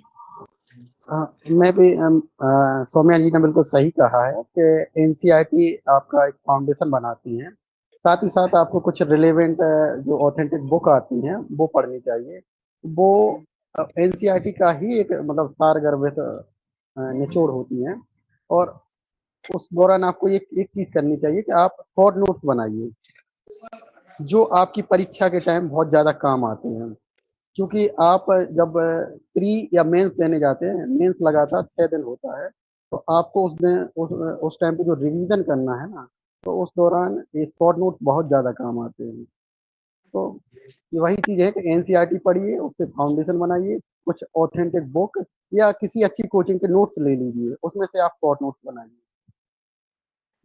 तो इसमें काफी डिबेट होती है कि कोचिंग ज्यादा जरूरी है कि सेल्फ डिसिप्लिन की स्टडी से ही काम चल जाएगा, तो इस पे आप लोगों की क्या राय है?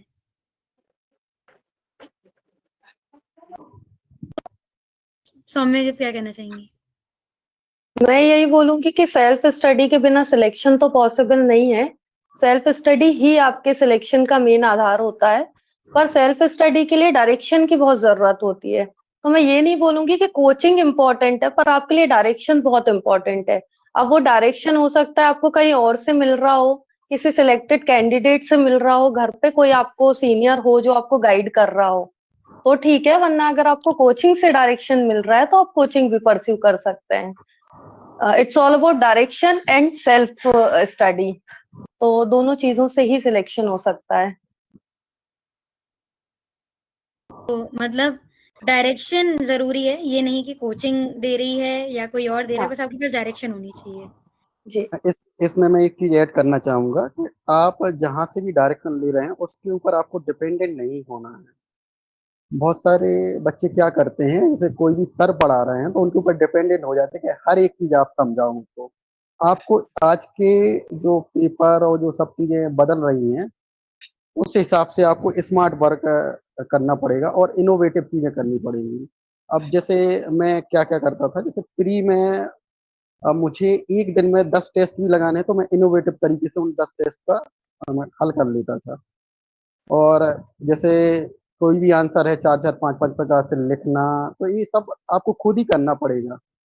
कोचिंग में आपको कोई ऐसे डायरेक्शन दे रहा है, आपके घर में कोई है जो पढ़ रहा हो या कोई आपके रिलेटिव हो, तो आप उनसे डायरेक्शन बस लीजिए। बस उनके ऊपर डिपेंडेंट मत बनिए कि आप हर एक चीज़ समझाइए उन्हें। तो बिल्कुल, बाकी मेहनत तो आपको ही करनी होती है। 99% मेहनत सिर्फ आपको ही करनी होती है। तो आप लोग के आंसर से ये लगा कि थोड़ा डायरेक्शन रहनी चाहिए, थोड़ा बहुत आप डायरेक्शन से इधर उधर ना जाएं, उसके लिए थोड़ा सा आपको एक्सटर्नल चीजों की जरूरत होती है, बाकी आपको खुद ही करना होता है जो भी करना होता है। तो आप लोगों ने अपने टाइम पे और एग्जाम्स भी टारगेट किए थे या फिर आप लोगों का फोकस्ड अप्रोच था? रोहित जी, आपने कोई और एग्जाम्स टारगेट किए थे अपने टाइम पे? हाँ, मैंने जो एमपीपीएससी जितने भी एग्जाम कराती है लगभग, जो मतलब जो मैंने डिग्री की है उससे रिलेटेड, क्या है ना, एमपीपीएससी अन्य एग्जाम भी कराती है जैसे इंजीनियरिंग और भी जैसे कॉमर्स वाले। तो जो साइंस की फील्ड के एग्जाम थे और जो जैसे प्रोफेसर वगैरह, तो और जैसे वन सेवा है फॉरेस्ट सर्विस, और मैंने ये सब एग्जाम दिए हैं। सौम्या जी, आपने? मेरा फोकस एमपीपीएससी पे ही था। बस बीच में मैंने वो पटवारी दिया था क्योंकि मेरा 21 वाला प्री भी नहीं निकला था। तो फॉर्चुनेटली मेरा वो क्वालिफाई हुआ था और मैंने 1 साल पटवारी किया भी है। तो इसके रिजल्ट के पहले 22 वाले का तो। पर मेन फोकस मेरा एमपीपीएससी ही था। ये जब तक तोड़ेंगे नहीं तब तक छोड़ेंगे नहीं, वैसा वाला। और हम्म। हेलो रेसु जी, मैं इसमें ऐड करना चाहूँगा। कुछ पेरेंट्स और कुछ बच्चे ऐसा सोचते हैं कि वो कोई बड़े एग्जाम की तैयारी करेंगे तो छोटे एग्जाम निकल जाएंगे, ऐसा नहीं होता है। आप जो कोई भी एग्जाम कर रहे हैं, तो अगर उससे रिलेटेड चीजें हैं तो आप वो निकाल सकते हैं। आप जैसे व्यापम की तैयारी कर रहे हैं और एमपीपीएससी की तैयारी, तो बहुत अंतर होता है। आप यूपीएससी की तैयारी कर रहे हैं, एमपीपीएससी की, आप दोनों का सिलेबस और सब चीजें देखें तो दोनों में काफी अंतर है। तो आप जो जो भी चीज कर रहे हैं, जैसे यूपीएससी कर रहे हैं तो वो उस पर ही फोकस रहिए, एमपीपीएससी कर रहे हैं तो उस पर ही फोकस रहिए। अगर एमपीपीएससी अन्य ऐसी एग्जाम कराती है कि जो उससे रिलेटेड है, आपको ज्यादा एक्स्ट्रा एफर्ट नहीं करना पड़ रहा है, तो आप कर सकते हैं। तो आजकल के अखबारों में ऐसा दिखता है कि मतलब अखबार खोला कि किसान का बेटा बना आईएएस, और ऐसा अखबार खुलते ही बच्चों को ताने मिलना शुरू हो जाते हैं कि देखो अब तो किसान का बेटा भी आईएएस बन रहा है। तो इन सब के चक्कर में स्टूडेंट को समझ कैसे आए कि वो उस एग्जाम के लिए फिट है या नहीं, कि बस वो सोसाइटल प्रेशर के कारण वो एग्जाम लिख रहा है?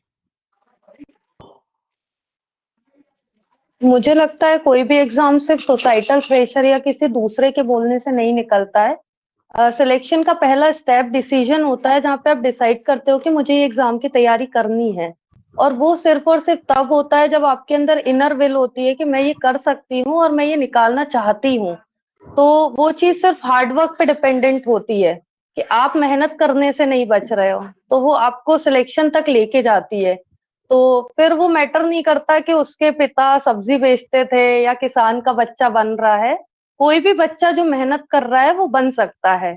जरूरी नहीं कि मैं फाइनेंशियल चैलेंजेस फेस करूंगी तभी मेरा सिलेक्शन होगा, या मेरे पिताजी सब्जी बेचेंगे तभी मेरा सिलेक्शन होगा। आपका सिलेक्शन तब होगा जब आपके अंदर इंटीग्रिटी, कंसिस्टेंसी, डेडिकेशन और हार्डवर्क करने की क्षमता होगी।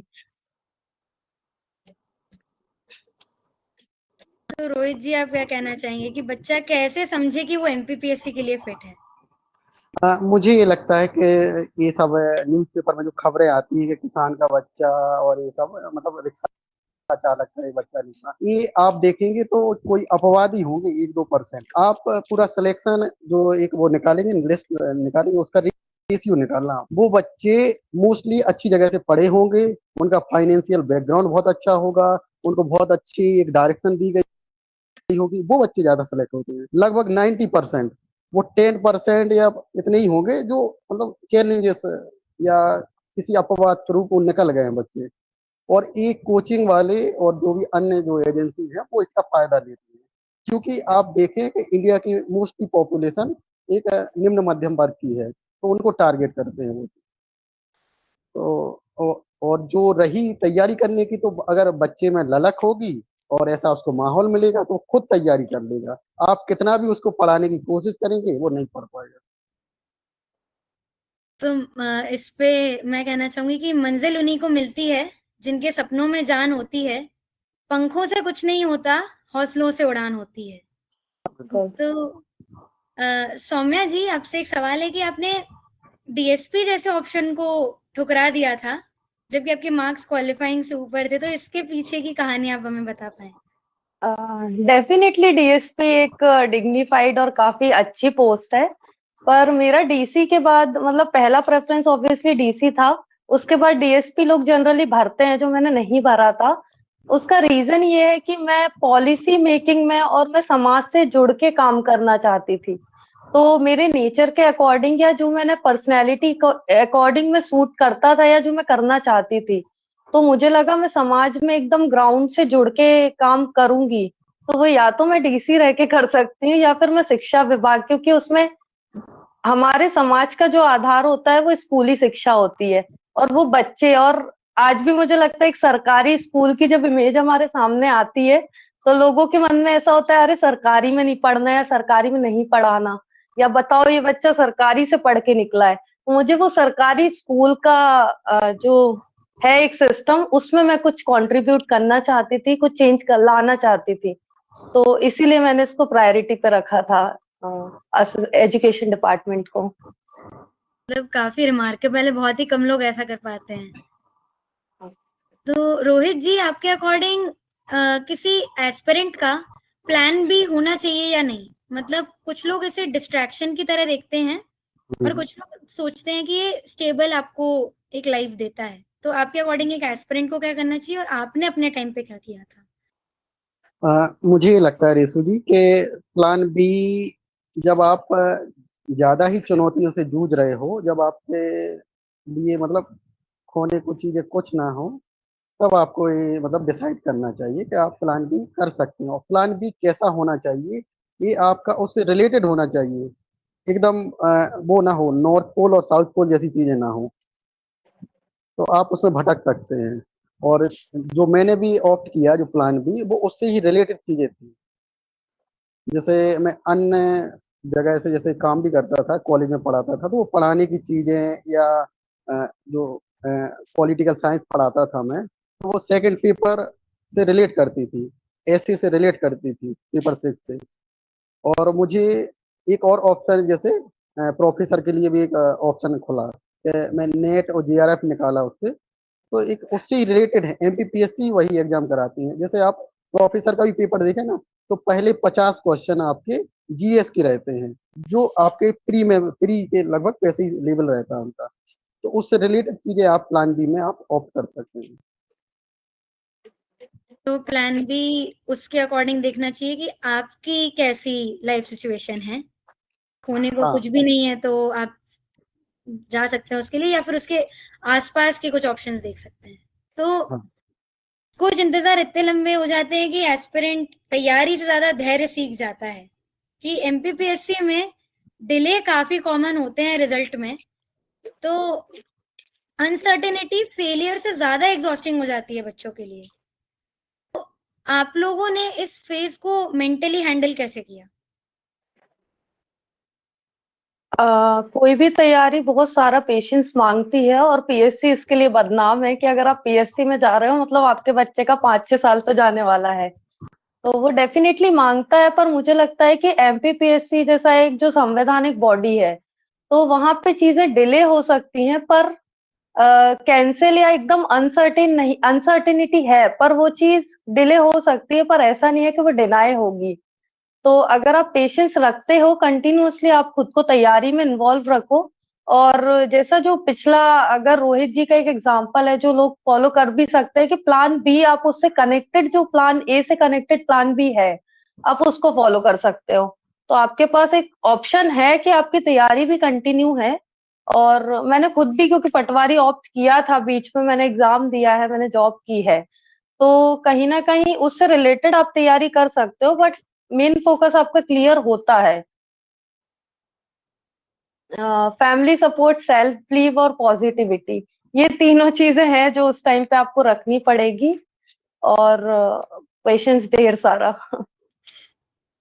और रोहित जी, आपने इसको कैसे लिया इतने लंबे टाइम को, और फैमिली को कैसे आपने संभाला, क्या समझाया इस समय? हाँ, जो पिछले जो ऐसे 5 साल रहे, 19 से 24 के बीच में, तो उस दौरान मतलब काफी ऐसे उतार चढ़ाव रहे हैं। और सिविल सेवा हमें यही सिखाती है कि आप पेशेंस के साथ आप वर्क कीजिए और विश्वास रखिए, जो हमारी संवैधानिक व्यवस्थाएं हैं उनमें आप विश्वास रखिए। और एक जो आपदा आई उस दौरान, तो उसको एक अवसर के रूप में ढूंढिए। उसको ये नहीं कि मैं मतलब सब कुछ चीजें गायब हो गई या सब मिट गई चीजें।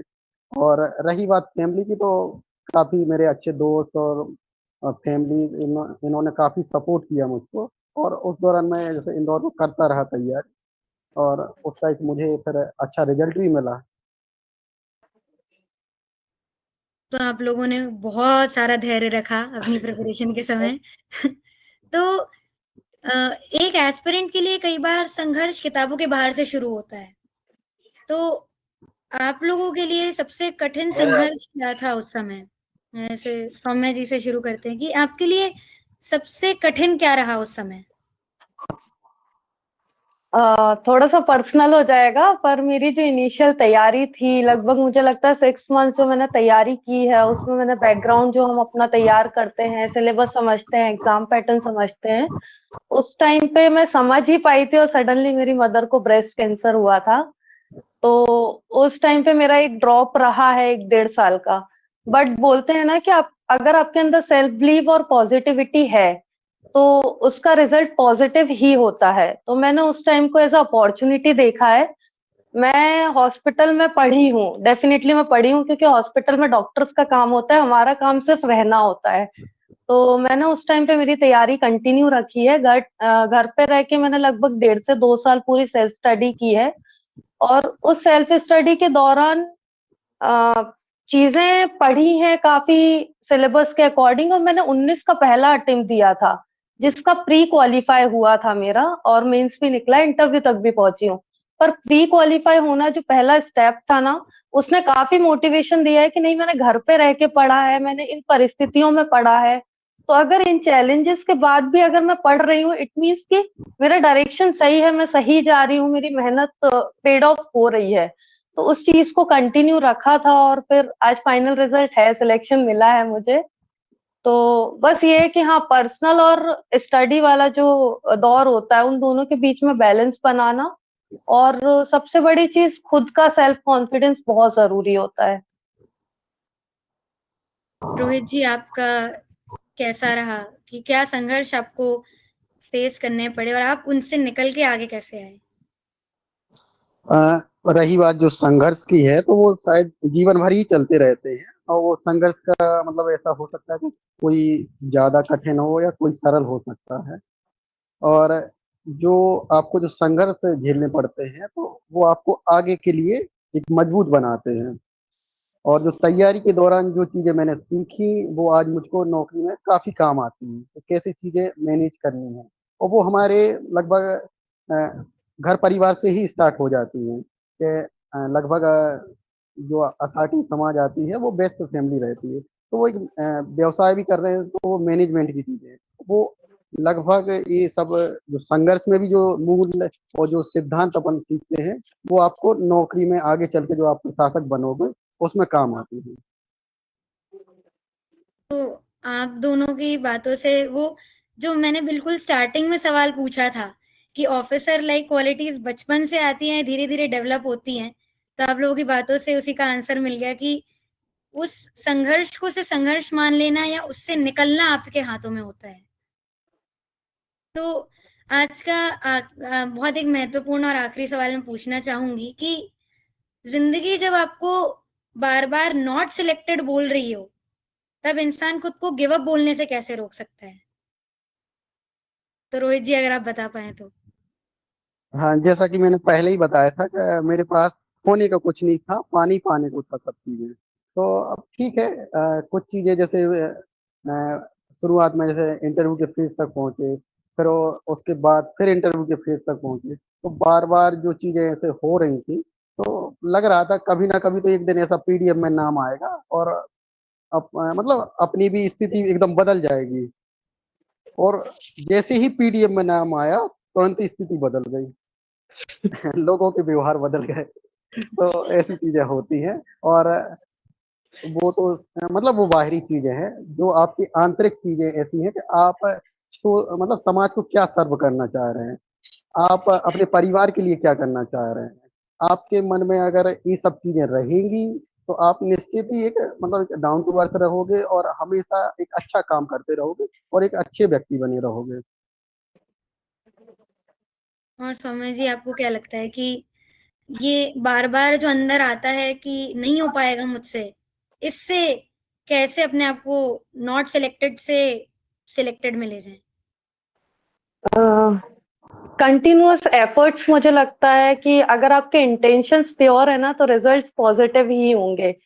तो सेम हमारी पढ़ाई के साथ होता है कि हमें पता होता है हम पढ़ रहे हैं या नहीं। मुझे लगता है जितने भी बच्चे जुड़े हैं या तैयारी कर रहे होंगे, उन सबको पता है कि मैं जब कॉपी लेके पढ़ रहा हूँ तो मैं पढ़ रहा हूँ या मैं नहीं पढ़ रहा हूँ। तो वो चीज अगर आपके अंदर है कि मैं पढ़ रही हूँ, तो डेफिनेटली आपके अंदर ये कॉन्फिडेंस आएगा कि मेरा निकलेगा, क्योंकि मैं एफर्ट्स दे रही हूँ, तो उसका रिजल्ट जरूर आएगा। तो when your intentions are pure, then results are positive. तो आप लोगों की बात पर एक पंक्ति बहुत सही बैठती है कि हौसले के आगे पर्दा नहीं होता, मेहनत का कोई विकल्प नहीं होता, मिल जाते हैं मंजिल पर चलने वाले अक्सर, लेकिन संघर्ष में टिके रहना हर किसी की बस की बात नहीं होता। तो शायद इसीलिए ही आसान जीतों से ज्यादा मुश्किल सफर याद रखे जाते हैं। तो इस पूरे संवाद में हमने सिर्फ एक परीक्षा की तैयारी नहीं सुनी, बट एक संघर्ष, प्रतीक्षा और निरंतर प्रयास की यात्रा को समझा।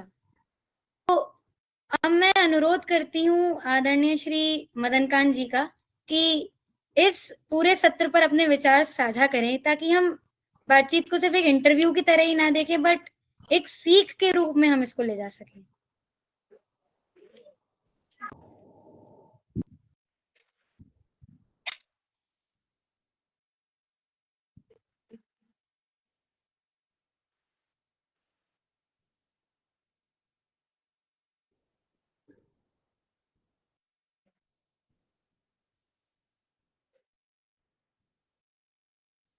के बीच मैं चाहूंगी कि जिन भी छात्रों को, जो भी छात्र उपस्थित हैं, उनको अगर कोई भी सवाल जवाब करने हो हमारे गेस्ट से, तो वो अपने सवाल साझा करें, ताकि हम उनकी शंकाओं का भी स्पष्टीकरण करें।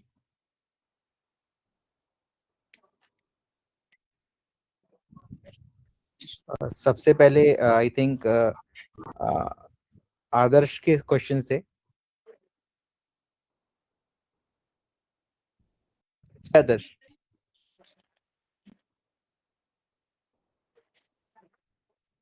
आदर्श अपना आप माइक ऑन कर लीजिए।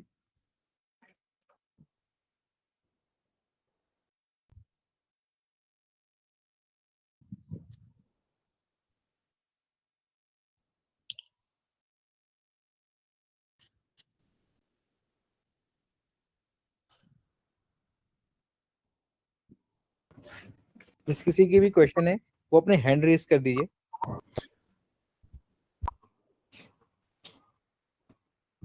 आदर्श, पारस, I believe एक क्वेश्चन पेस्ट किया है आदर्श में। Let me ask the question. Questions पूछ लो आप। Rohit, in behalf of Adarsh I am asking the question क्योंकि उसने चैट पे डाला हुआ है। सर तो इट्स रिलेटेड टू मार्केट में बहुत सारे कोचिंग इंस्टीट्यूट हैं और फिर समझ में नहीं आता है कि हिंदी मीडियम के लिए बेस्ट टीचर और बेस्ट सब्जेक्ट कौन सा लिया जाए। जी, आपको अगर जैसे ऑनलाइन कोचिंग करनी है या ऑफलाइन के लिए? It's not me. I'm working in Pune in IT. There's one colleague, Adarsh, has asked this question. जैसे मैं कुछ कोचिंग के नाम लेना चाहूँगा। अगर जैसे हिंदी मीडियम के कोई स्टूडेंट हैं तो उनके लिए अभी इंदौर में जो MPPSC के लिए जो कोचिंग अच्छी है वो आकार IAS अच्छी कोचिंग है। और आप सेकंड पे एक चैंपियन इंस्पायर कोचिंग है वो उसको ज्वाइन कर सकते हैं। और एक आकार की ही एक सब ब्रांच है कर्मा IAS, उसको भी देख सकते हैं। और अगर ऑनलाइन कोचिंग करनी है तो एक BR अकेडमी भोपाल के नाम से एक ऑनलाइन कोचिंग है जो एक सिंगल टीचर ही सब चीज़ें मैनेज करते हैं, आप उनसे पढ़ सकते हैं। और अगर आप UPSC के लिए हिंदी मीडियम देखना चाहते हैं तो दृष्टि IAS और एक संस्कृति IAS है और विजन IAS, तीन को आप प्रेफर कर सकते हैं। Thank you.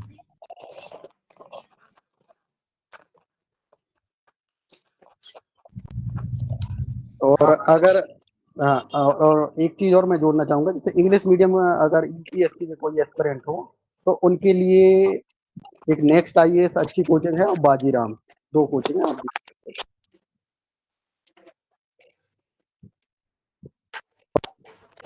हाँ Adarsh, you can ask question. Adarsh, जी जी सर। हाँ बोलिए। जी सर, वॉइस क्लियर नहीं आ रही है। हाँ आपका क्वेश्चन अभी पूछ लिया था, आपको सुनाई दिया था? क्या सर? ठीक है। आदर्श के क्वेश्चन, अभिषेक जी आप इसके अलावा और क्वेश्चन जो पूछे हैं वहां पे आप पूछ सकते हैं। सर ये क्वेश्चन था कि ऑनलाइन बैच के लिए कौन सा इंस्टीट्यूट सही रहेगा, किसमें हिंदी मीडियम से अच्छी पढ़ाई होती है MPPSC। हाँ, आपको अगर ऑनलाइन कोचिंग लेनी है तो मुझे जो सबसे बेस्ट टीचर लगते हैं वो मैंने क्या? बताया कि एक BR अकेडमी भोपाल के नाम से एक चैनल है, आप यूट्यूब पे देखना उसको। वो टीचर काफ़ी अच्छा पढ़ाते हैं। वो आपको ये चीज़ें बताएंगे कि क्वेश्चन कहाँ से बनते हैं, आपको क्या अप्रोच रखनी चाहिए, वो मतलब आपको पढ़ना सिखाएंगे। और आप अगर इसके लिए एबल हो गए ना तो आप खुद ही चीज़ें कर लेंगे सब।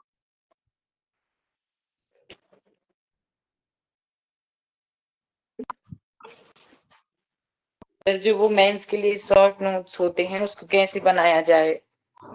जी, मेंस के लिए एक तो आपको पहले NCERT पढ़नी पड़ेगी, आपका फाउंडेशन बहुत अच्छा होना पड़ेगा। और अगर आपने वो पढ़ ली हैं तो आप किसी भी जैसे हिंदी मीडियम के लिए जो किसी भी जेरोक्स की दुकान से वो आपको एक बहुत व्यवस्थित करके आपको नोट्स दे देंगे, आप उनसे तो पढ़िए उनको और शॉर्ट नोट्स बनाइए। और A4 साइज के जो प्लेन पेपर होते हैं उन पे आप शॉर्ट शॉर्ट नोट जो भी की पॉइंट है उनको लिखिए बस, जो भी टॉपिक है उसके जो की पॉइंट है उनको लिखिए बस, जो आपको रिकॉल कराएं चीजें।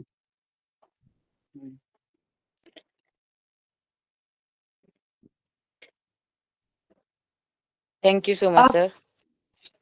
Okay, welcome.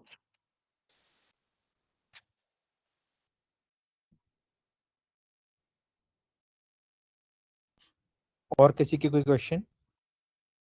अपना हाथ रेज कर दीजिए या चैट में लिख दीजिए। Paras, there's a question from Anuj in chat. विधान असाटी, अपना क्वेश्चन पूछिए।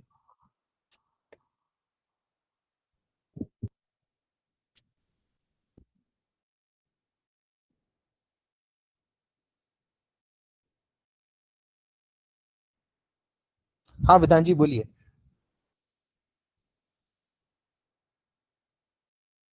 विधान अपना माइक ऑन कर लीजिए।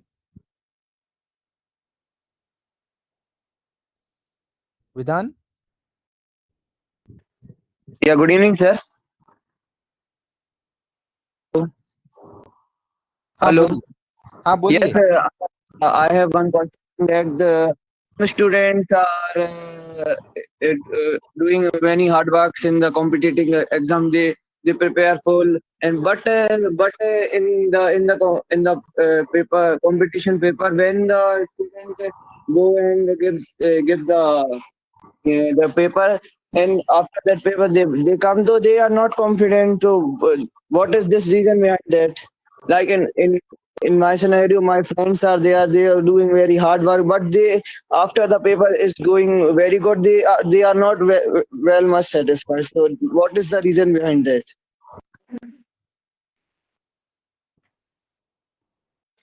रोहित जी, आपको क्वेश्चन समझ आया क्या? क्योंकि मैं क्वेश्चन नहीं समझ पाई हूँ। और मुझे जहां तक समझ में आया है कि कॉन्फिडेंस नहीं आ रहा है इनको, जो ये हार्ड वर्क भी कर रहे हैं। कुछ इससे रिलेटेड है इनका क्वेश्चन। Yes, yes. हाँ हाँ। तो अब कॉन्फिडेंस के लिए आपको या तो डेली प्रैक्टिस करनी पड़ेगी, और उसमें आपको निरंतर सुधार होते देखना पड़ेगा। आपको अपनी गलतियों से सीखना पड़ेगा। आप जैसे अगर प्रीलिम्स का भी टेस्ट दे रहे हैं ना, तो आप निरंतर ये देखिए कि आपका स्कोर कैसे बढ़ रहा है। आप कितनी चीजें आप सिलेबस की कवर कर पा रहे हैं। आपको खुद पे ही अंदर से कॉन्फिडेंस लाना पड़ेगा। और जब ये फाइनल जो जैसे कोचिंग में टेस्ट देने जाते हैं या पेपर दोगे, तब आपका स्कोर से आपका वो चीजें सेटिस्फाई होंगी। जब आप कवर कर लेंगे सिलेबस और टेस्ट जो भी मॉक टेस्ट वगैरह दे रहे हैं, और खुद खुद में ही कॉन्फिडेंस रखा है आपने, तो आप जरूर ही वो प्रीलिम्स निकाल लेंगे। तो एक कंटिन्यूअस और खुद पे आप विश्वास रखिए। मुझे लगता है कि कॉन्फिडेंस सिर्फ और सिर्फ नॉलेज से ही आ सकता है। तो आप जितना ज्यादा चीजें पढ़ेंगे, क्लैरिटी रखेंगे, और जो आप मॉक इंटरव्यू देते हैं उसमें आप सेल्फ एनालिसिस कीजिए कि आप कहाँ लैग कर रहे हो, क्या कौन सा पार्ट है जो वीक जा रहा है या जो गलत हो रहा है बार बार। आप उस पर ज्यादा मेहनत कीजिए, तो नेचुरली जब आप चीजें पढ़ लेंगे, आपके अंदर नॉलेज होगा, तो वो आपके अंदर कॉन्फिडेंस लेके आएगा। और एक चीज और करिए, आप कंपेयर मत कीजिए किसी से भी कि मेरे मतलब और मेरे कम नंबर आ रहे हैं या किसी और के अच्छे नंबर आ रहे हैं। आप अपने आप में सुधार देखिए कि आप कितनी चीजें आप सिलेबस की कवर कर रहे हैं। जी महक जी, अब आप पूछिए। अपना माइक ऑन कर लीजिए।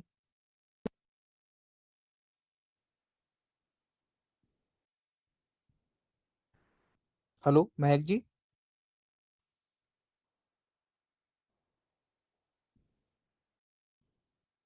अनुज साटी जी।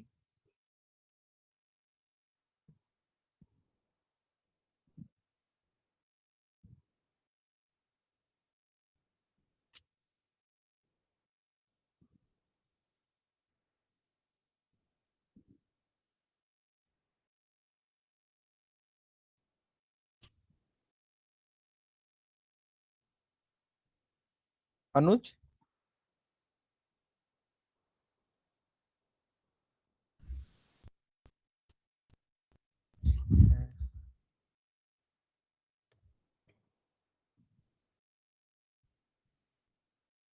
जी अंजलि जी बोलिए। अपना माइक ऑन कर लीजिए।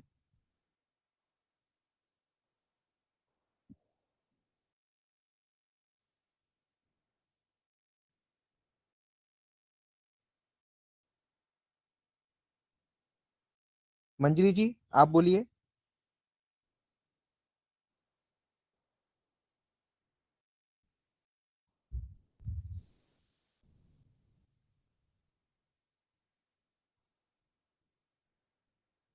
हाँ अर्पित कंटिन्यू।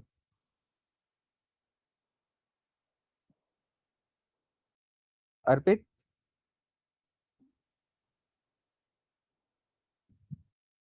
हमारा प्रश्न ये था, हमारे दोनों ही हम लोग पीएससी क्वालिफाइड रोहित जी और सौम्या जी से, बच्चा जब 12वीं का पेपर निकालता है फिर उसको वो इंदौर की तरफ पढ़ाई के लिए जाता है और पीएससी की कोचिंग अवश्य रजिस्ट्रेशन करता है, लेकिन 3 साल का गैप देखकर देखकर वो अन्य चीजों पे फोकस करने लगता है और वो सोचता है कि अभी समय बहुत ज्यादा है। 3 साल वो सोचता है बहुत समय है, लेकिन वो समय बहुत छोटा होता है देखा जाए तो, क्योंकि सिलेबस 3 साल में कैसे वो प्रिपरेशन करे और अपने आप को, पीएससी जब उसका पेपर होता है तो उसके सिलेबस पूरा कवर बच्चा नहीं कर सकता है, लेकिन उसके कितने महीने सिलेबस को पूरा किया जा सकता है और कब से मॉक टेस्ट उसको देना शुरू करना चाहिए। तो इस पर अपने विचार और बच्चों को बताएं, क्या कैसे पूरी रणनीति के साथ वो एक पीएससी को क्वालिफाइड कर सकते हैं। मेरा जो पर्सनल मानना है वो ये है कि जब आप ग्रेजुएशन के टाइम होते हो, 12th के आफ्टर 12th, तो पहली चीज जो है वो आपको अपने ग्रेजुएशन को बहुत अच्छे से करना चाहिए। आप कॉलेज की पढ़ाई को प्रॉपरली पढ़िए, आप उसको टाइम दीजिए। अगर आप पीएससी को लेके क्लियर है कि आपको आगे जाके पीएससी देनी है या करनी है, तो कॉलेज के टाइम पे आप सिर्फ और सिर्फ पीएससी को एज अ बेस या बैकग्राउंड तैयार करने के लिए कर सकते हैं। जैसे उसमें आप सिर्फ और सिर्फ एनसीईआरटी पढ़िए, उस टाइम पे मुझे नहीं लगता कि आपको मॉक या टेस्ट सीरीज देना इन सब चीजों की जरूरत है। आप सिर्फ अपना बेस तैयार कीजिए कि सिलेबस क्या है, थोड़ा थोड़ा टाइम आप दे सकते हो एनसीईआरटी पढ़ने के लिए, और एक हैबिट डाल सकते हो आप पढ़ने की, बैठने की, एक सिटिंग लेने की। तो उस टाइम पे आप न्यूज़पेपर और करंट अफेयर से कनेक्ट हो सकते हो। तो वो आपकी एक बेसिक अंडरस्टैंडिंग डेवलप करेगा कि पीएससी में क्या पढ़ते हैं, क्या कैसे होता है। बस मुझे नहीं लगता इससे ज्यादा टाइम आपको उस टाइम पे देना चाहिए, और आप धीरे धीरे तैयारी करेंगे और 3 साल बाद जब आप प्रॉपर एक एग्जाम की प्रिपरेशन करेंगे तो उस टाइम पे आपका बेस तैयार हो चुका होगा, आपको पढ़ने की आदत हो चुकी होगी, आपको बेसिक सोसाइटी करंट में क्या चल रहा है उस सब की जानकारी भी होगी।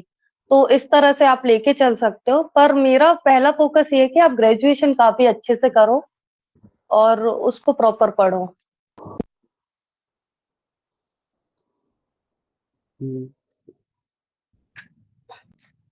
और इसमें मेरा मानना ये है कि पहले तो आपने क्वेश्चन बहुत अच्छा किया है कि क्या है ना, बच्चे इंदौर जाते हैं तैयारी 3 साल एक फाउंडेशन बैच में जाते हैं वो, तो साल के एक दौरान वो पीएससी वाले कोर्स से वो लंबा कोर्स देखकर वो भटक जाते हैं हाँ और हाँ वहाँ हाँ के एजुकेशन हब है पीएससी का। तो भोलाराम में जो आपने देखा ही होगा, गलियारों से गुजरे होंगे, तो उससे बहुत ही अपना बच्चा जो, एक तो समाज अच्छा टॉपर निकलता है, फिर वो रास्ते से भटक जाता है उन 3 साल की जर्नी में। तो उन्हें ऐसा कोई रोड मैप दें ताकि वो भटके ना, और कहाँ पे वो रह सकते हैं, कहाँ से उन्हें बचना चाहिए, और क्या वो अपनी रणनीति से जल्दी से क्वालिफिकेशन क्लियर ये एग्जाम कर सकते हैं। ये एग्जाम कोई छोटा नहीं है, और वो इस दौरान ये भी सोचते हैं कि कोई और पेपर दे लें हम, जैसे एसएससी, बहुत सारे अन्य पेपर होते हैं, तो उसमें वो भटक जाता है, फिर पीएससी का उसका एम ही खत्म हो जाता है।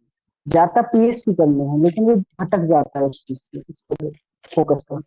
हाँ। इस संदर्भ में मेरी दो राय है। एक, अगर जो 12th के बाद जो बच्चे हैं वो पीएससी करना चाह रहे हैं और अगर उन्होंने ग्रेजुएशन नहीं किया है, तो एक तो बहुत अच्छे कॉलेज या यूनिवर्सिटी से आप ग्रेजुएशन कीजिए, उस पे ही पूरा फोकस रखिए, क्योंकि पीएससी एक ऐसा एग्जाम है जिसमें आपकी मैच्योरिटी मांगता है। वो जब तक आपके अंदर मैच्योरिटी नहीं होगी, आपकी प्री मेंस इंटरव्यू में वो नहीं झलकेगी। आप अगर ग्रेजुएशन में कच्चे हैं तो आप कहीं ना कहीं या मेंस के स्तर पे या इंटरव्यू के स्तर पे आप फेल हो जाएंगे। और अगर वो बच्चे जो एकदम मतलब ग्रेजुएशन को साइड में रख के या उससे रिलेटेड ग्रेजुएशन कर रहे हैं, जैसे बीए या बीएससी जो भी कर रहे हैं, तो आप एक प्रॉपर ऑफलाइन कोचिंग ज्वाइन कीजिए और उस पे ही फोकस रहिए। और रही बात जैसे भंवर कुआं और भोलाराम की, तो मैं भी उधर पे ही रहा हूँ। अगर आप फोकस्ड हैं और आपके अंदर कुछ करने की एक ललक है, तो आप कभी भी नहीं भटक सकते।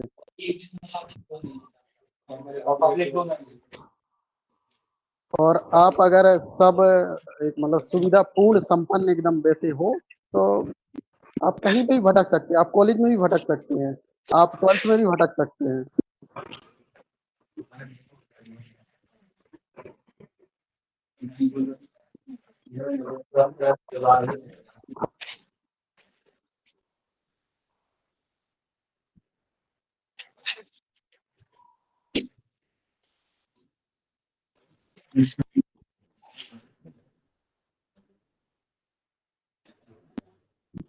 और एक चीज और मैं इसमें ऐड करना चाहूंगा, अगर आपको जैसे भोलाराम और जैसे अन्य जगह का माहौल सही नहीं लगता है, तो जैसे मेरे काफी दोस्त हैं जो जैसे बाहर से भी आते थे, जैसे पलासिया पे कुछ लोग रहते थे, कोई टावर पे, और कोई ऐसे लिम्बोदी साइड भी रहते थे। तो ऐसे आप अन्य जगह भी रह सकते हैं, अब अगर आप ऐसे डेली ट्रेवल कर सकते हैं तो।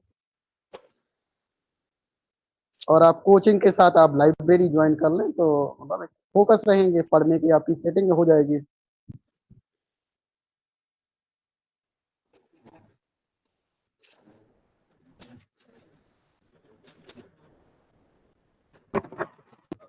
Paras, there is one more question from Anuj Asati. So in his behalf, I'm going to read out the question. Sir back to back prelims crack करने में प्रॉब्लम हो रही है। बहुत से प्रयास कर चुका हूँ, अलग अलग तरीके से ट्राई कर चुका हूँ, बट पूरी उम्मीद होती है कि क्रैक हो ही जाएगा, अनफॉर्चुनेटली रुक जाता है। तो वो क्या एक गोल्डन पैटर्न हो सकता है जिससे मैं ये स्टेप पार कर सकूं, प्रीलिम्स क्रॉस कर सकूं?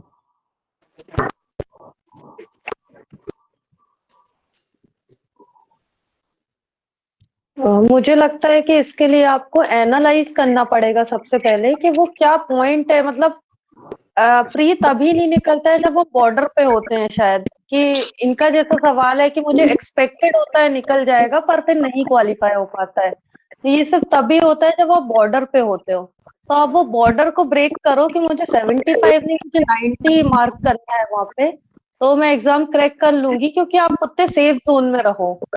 तो इसके लिए सबसे पहले तो आप जो प्री नहीं निकला है उसको एनालाइज करो कि कौन सा पार्ट है जो गलत हो रहा है। और जब एक दो बार ऐसा होता है ना, या मॉक से हमको पता चलता है कि मेरा कौन सा पार्ट है जो वीक जा रहा है, तो आप पैटर्न ऑफ एग्जाम देखो, कहाँ से क्वेश्चन ज्यादा आ रहे हैं, मुझे किन चीजों को कवर करना है। और फाइंड आउट मिस्टेक्स, मतलब आप गलतियां ढूंढोगे, उन गलतियों को दूर करो। तो जहां पे आपको गलती समझ आएगी तो नेचुरली आप उस चीज से ओवरकम कर पाओगे। हेलो हाँ, सर। हेलो मैं सर, मैं एमपीपीएससी की प्रिपरेशन स्टार्ट कर रही हूँ, सर मैं कंफ्यूजन हूँ कि मैं मैथ से एमएससी करूँ या एम पॉलिटी करें।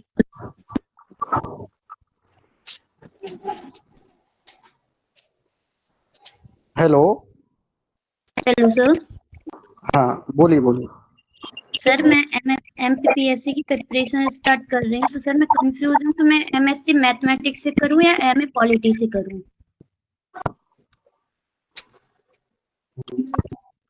तो मेरा आप ग्रेजुएशन पीसीएम से था। हाँ, अगर आपका इंटरेस्ट है, अगर मैथ में काफी ज्यादा है, आप अगर उसी फील्ड में काफी अच्छा कर सकती हैं, तो एमएससी भी आप ऑप्ट कर सकती हैं। और अगर आप पूर्णतः पीएससी पे समर्पित हैं, तो आप पॉलिटिकल साइंस भी बहुत अच्छा एक ऑप्शन है, जैसे मैंने भी चुना था।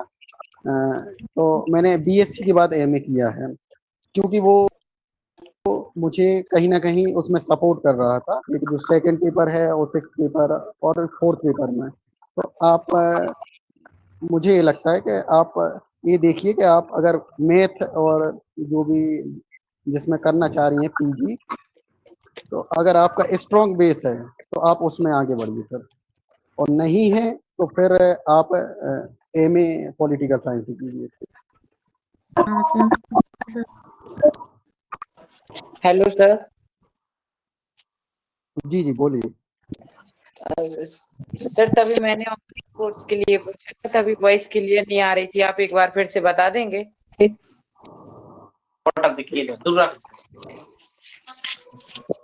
फिर से क्वेश्चन पूछिए। सर ऑनलाइन कोर्स के लिए तभी पूछा था, तो वॉइस क्लियर नहीं आ रही थी, आप एक बार फिर से बता देंगे कौन सा बैच सही रहेगा?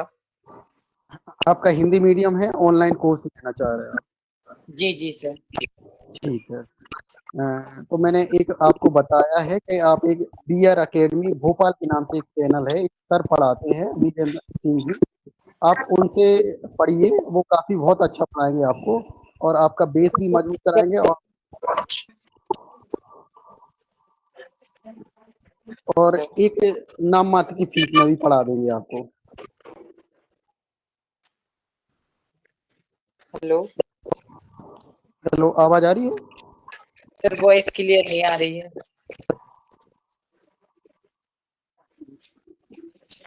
सर कौन सी बोल रहे थे? आप एक काम करना, मेरा नंबर ले लेना, ठीक है, तो मैं आपको पर्सनल गाइड कर दूंगा। जी सर, आप नंबर दे दीजिएगा। ठीक है।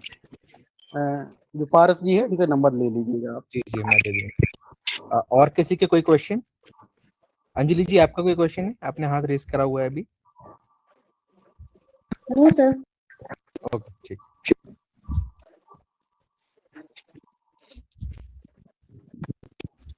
महक जी आपका कोई क्वेश्चन है? Yes sir. हाँ पूछिए। Hello sir. और मेरा प्रश्न था, PW का बैच कैसा रहेगा सर प्रिपरेशन के लिए?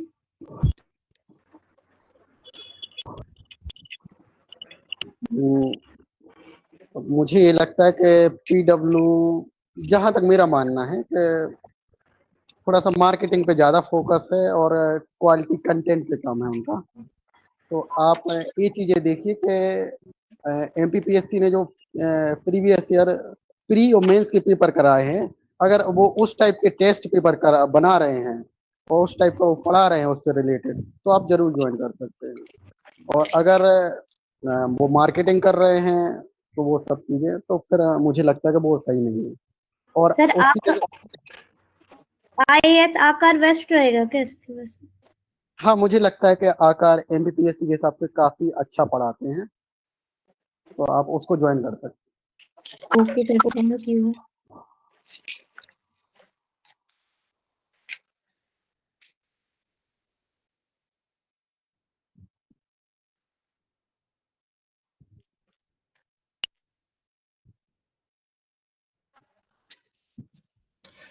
Paras, one more last question asked by Rajesh Nayak. Sir 12th PCM से थी और MPPSC के लिए क्या BA ठीक रहेगी, और अगर BA करूं तो किस सब्जेक्ट से करूं?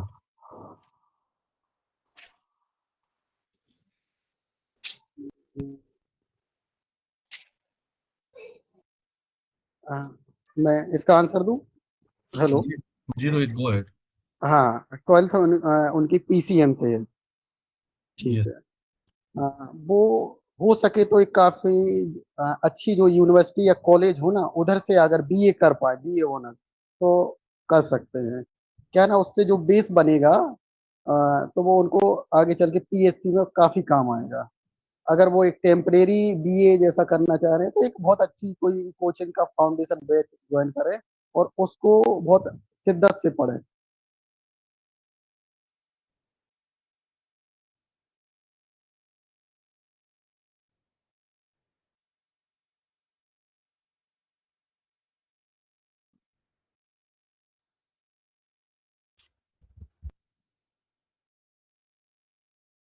हाँ विधान, कोई क्वेश्चन और है?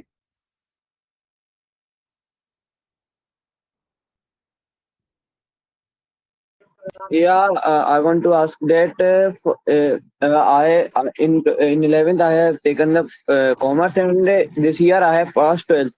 So I am confusing that in commerce, which is the best degree? In the first, that is CA. For in second, what is the best degree to do after 12th? 12th के बाद अगर आपको degree decide करनी है तो ये आपका और आगे का एम या ऑब्जेक्टिव क्या है, आप पहले वो डिसाइड करो। अगर आपको सीए बनना है देन आप सीए की तैयारी करें, पर अगर आपको पीएससी जैसी किसी फील्ड में जाना है तो डेफिनेटली आपको ग्रेजुएशन डिग्री परस्यू करनी पड़ेगी। तो वो अगर आप पीएससी के लिए क्लियर है कि मुझे पीएससी ही करना है तो फिर BA is the best option graduation में। बट अगर आपको कॉमर्स से लेके कंफर्टेबली जाना है तो फिर आप BCom is the best option. But अगर आपको सीए है देन सीए सीएस है तो फिर आप उसके लिए डायरेक्टली तैयारी कर सकते हैं। बट अगर पीएससी है तो आर्ट्स फील्ड में जाना आपके लिए ज्यादा हेल्पफुल होगा।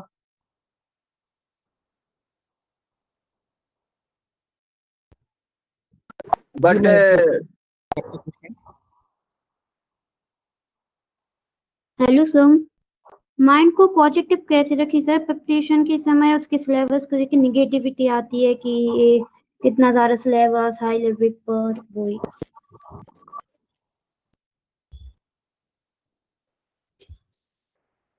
हाँ जैसा कि हाँ जैसा कि देखो पीएससी एक लॉन्ग टर्म जर्नी होती है। अब आपको एक एक स्टेप आगे बढ़ना पड़ता है उसमें। अब आपका मोटिवेशन जैसे मैंने पहले ही बोला था कि वो क्षणिक हो सकता है। इसके लिए आपको एक पेशेंस के साथ और डेडिकेशन के साथ ही आगे बढ़ना पड़ेगा। और आप जब अपने आप में निरंतर सुधार करेंगी और जो भी आपके टास्क हैं उसको कंप्लीट करेंगे, उससे सेटिस्फाई होंगे, तो आपको कभी भी नेगेटिविटी नहीं आएगी। और रही बात मोटिवेशन की, तो आपका परिवार सबसे बड़ा आपके लिए मोटिवेशन है, और दूसरा आपकी जो समाज है वो सबसे बड़ा मोटिवेशन होती है। Yes sir, thank you sir. one last question from my side, that many in the commerce field, many students are obtaining to do after 12 BBA and MBA. So it is a right option to do BBA and MBA after 12th.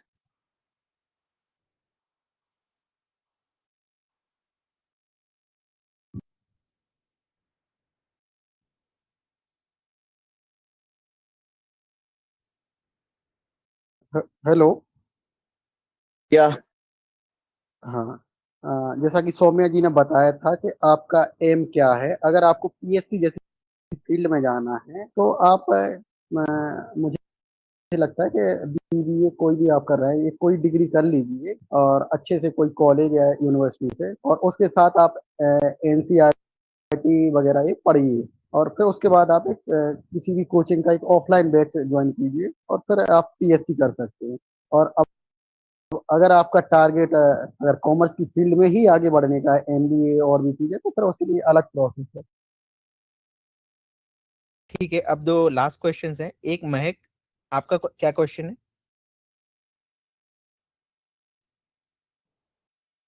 महक, रिया आपका कोई question? Yes actually मैंने अभी अपना 12th last year complete किया था NEET के साथ। तो मैंने किया हुआ सेकंड इस साल किया है मैंने अभी फिर से, तो हो रहा है और उसमें मतलब समझ में नहीं आ रहा मैं करूँ क्या। या तो सीयूटी का भी एग्जाम है तो ऐसा लग रहा है या तो इससे सेट में मतलब पीछे या इसमें जैसे मेरा मन नहीं और बार बार नीट की तरफ है, नीट को दूं या फिर नहीं दूं। मतलब इस चीज में मेरा बहुत कंफ्यूजन हो रहा है, या तो मैं बीएससी साइड जाऊं, बीएएमएस और एमबीबीएस। ये चीज मुझे बहुत कंफ्यूजन अभी क्रिएट कर रही है जस्ट बिकॉज मैंने जैसे 12th पास की उसके बाद फिर से एक ड्रॉप लेके इस चीज के लिए तैयारी की, लेकिन अब फिर से वही चीज एक लूप टाइप का, मतलब नहीं होता एक चीज हो रही है बार बार आप ड्रॉप दे रहे हो और एग्जाम की प्रिपरेशन कर रहे हो, इसलिए अभी समझ में नहीं आ रही है एक चीज मुझे।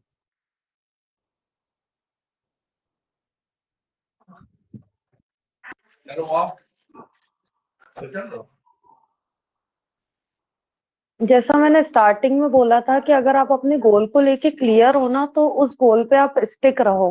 मतलब अगर आप चाहते हो ना कि आपको नीट ही क्रैक करना है तो फिर आप उस पे स्टिक रहो, आप 1-2 अटेम्प्ट्स और दो, आपका डेफिनेटली होगा। हेलो।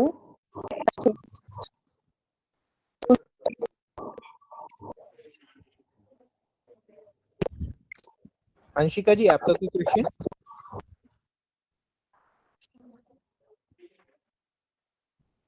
अंशिका जी?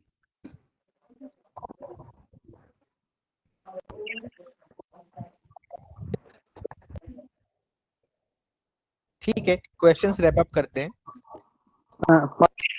पारस जी, अगर किसी का क्वेश्चन इस टाइप का हो, अगर कोई मेंस लिख रहा हो या प्री दे रहा हो, उसका बार बार नहीं हो रहा, तो उससे रिलेटेड कोई क्वेश्चन पूछना चाहे तो पूछ सकता है।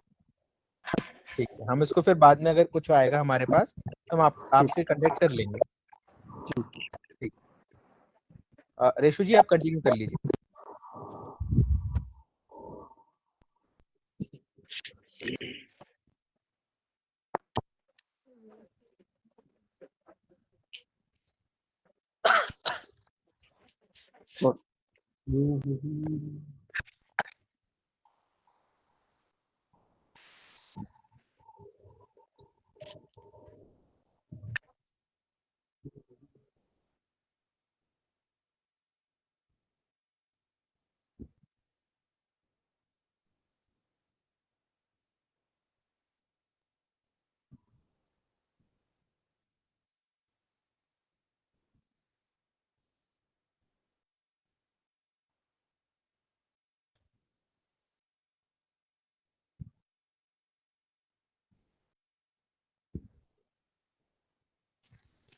रेशु जी, आप म्यूट पे हैं शायद।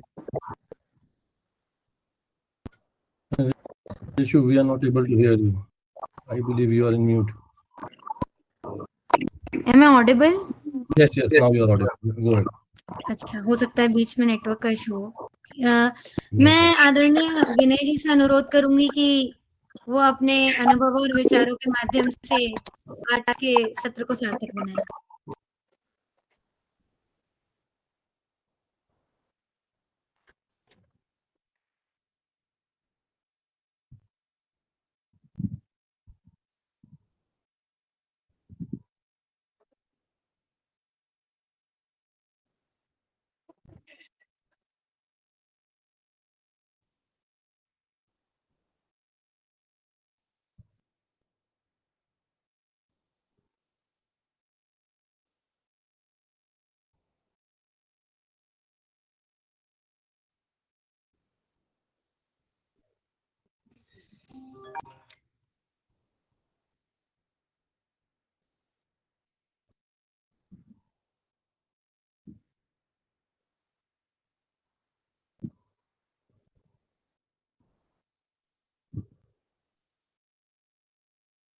हेलो, क्या आवाज आ रही है मेरी? आप वेबिनार में थोड़ी माइक और कनेक्टिविटी को लेके काफी समस्याएं होती हैं, तो अभी विनय जी तो हमारे साथ नहीं जुड़ पाए। अभिषेक जी अगर अपने विचार व्यक्त कर पा रहे हो तो। Definitely, Rishu. Thank you. So first of all, let me introduce myself. I am Abhishek Asati, basically from Katni and working in Pune in IT sector since last 20 years. Rohit जी, आपके लिए हमारी प्यारी रेशु और सौम्या जी के लिए 2 लाइनें सबसे पहले मेरी तरफ से, जो मैं काफी देर से सुन रहा था, मुझे बहुत अच्छा लगा आपका जर्नी। पंख से नहीं हौसलों से उड़ान होती है, सपने सिर्फ उनके सब सच होते हैं जिनके सपनों में जान होती है। आज का यह वेबिनार सिर्फ एक कार्यक्रम या एक इवेंट नहीं था, ये सफलता और सपनों के बीच में एक ब्रिज था। सफलता आप लोगों की, सपने बच्चों के जो आज पार्टिसिपेंट्स या स्टूडेंट्स हमारे साथ जुड़े हुए हैं, इंक्लूडिंग रेशु जी, रोहित जी और सौम्या जी। आपने अपने जो अनुभवों से महसूस कराया कि आज का गाइडेंस ही कल की सक्सेस बनती है, कि आज जो आप गाइड कर रहे हैं डेफिनेटली हमारे स्टूडेंट्स के लिए कल की सक्सेस का वो एक रास्ता है। आशा करता हूं कि सभी पार्टिसिपेंट्स जो भी यहाँ ज्वाइन हुए हैं आज के सेशन से कुछ ना कुछ जरूर सीखे होंगे और प्रेरणा भी ली होगी। साथ ही उम्मीद है कि पारस एंड समाज दर्शन की सारी टीम, अभी मैं सारे नाम नहीं ले पाऊंगा, आगे भी ऐसे समाज में प्रेरणादायक इनिशिएटिव लेते रहेंगे। And Rohit ji, there's one more point from my side. There's my daughter, 10 years old Arna. She just want to say vote of thanks. Come. She's just 10-year-old and she just want to say something, Soumya, to you guys. Yeah. Let's sit. Hello everyone. Hello. Hi. Hello. I am Arna Sati, a student of class 5th from Pune. First of all, I would like to sincerely thank Rohit ji and Soumya ji for sharing their inspiring journey and experiences with all of us. Their success in MPPSC is truly motivating for students. The best part of this session was the simple and honest way they shared their struggles and success story. It inspired us to dream big and work hard. Heartfelt thanks to the Samaj Darshan team and all respected senior members whose support made this program successful. This initiative is truly wonderful, and I hope more such inspiring programs will be organized in the future. Thank you all. Thank you. Thank you. Reshu, you may continue now. विनय जी आप connect कर पा रहे हैं अभी?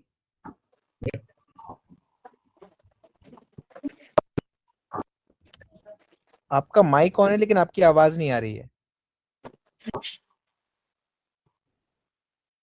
ठीक है, शायद connect नहीं हो पा रहे हैं। ऋषु जी आप कंटिन्यू कर लीजिए। तो एक स्पेशल वोट ऑफ थैंक्स रहेगा रोहित जी को और सौम्या जी को। आप लोगों ने बहुत अच्छे से सारी क्वेश्चंस का आंसर किया और सबके डाउट्स भी आपने काफी अच्छे से एड्रेस किए। और मतलब आप लोगों ने सिर्फ परीक्षा की रणनीति ही नहीं समझाई, बल्कि संघर्ष, सफलता और धैर्य की असली परिभाषा हम लोगों को समझाई। तो हम समाज दर्शन सब ये उम्मीद करते हैं कि आज का ये संवाद सिर्फ विद्यार्थी के लिए प्रेरणा नहीं बनेगा, बल्कि सबको एक दिशा जरूर देगा। तो आप दोनों को स्पेशल थैंक्स मैं कहना चाहूंगी। Thank you. Thank you Reshu.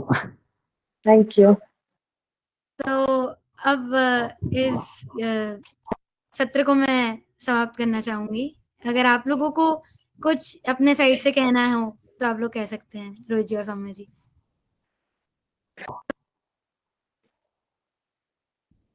मैं बस सारे बच्चों के लिए कुछ लाइंस बोलना चाहूंगी जो मेरे रूम में शुरू से चिपकी हुई थी। मैंने काट के कहीं से कटिंग लगा के रखी हुई थी, तो उसने मुझे काफी मोटिवेट किया है। तो मैं आपके साथ वो लाइन शेयर करती हूँ।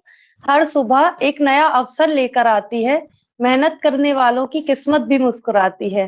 रास्ता चाहे कितना भी कठिन क्यों ना हो, लगन और विश्वास मंजिल तक पहुंचाती है।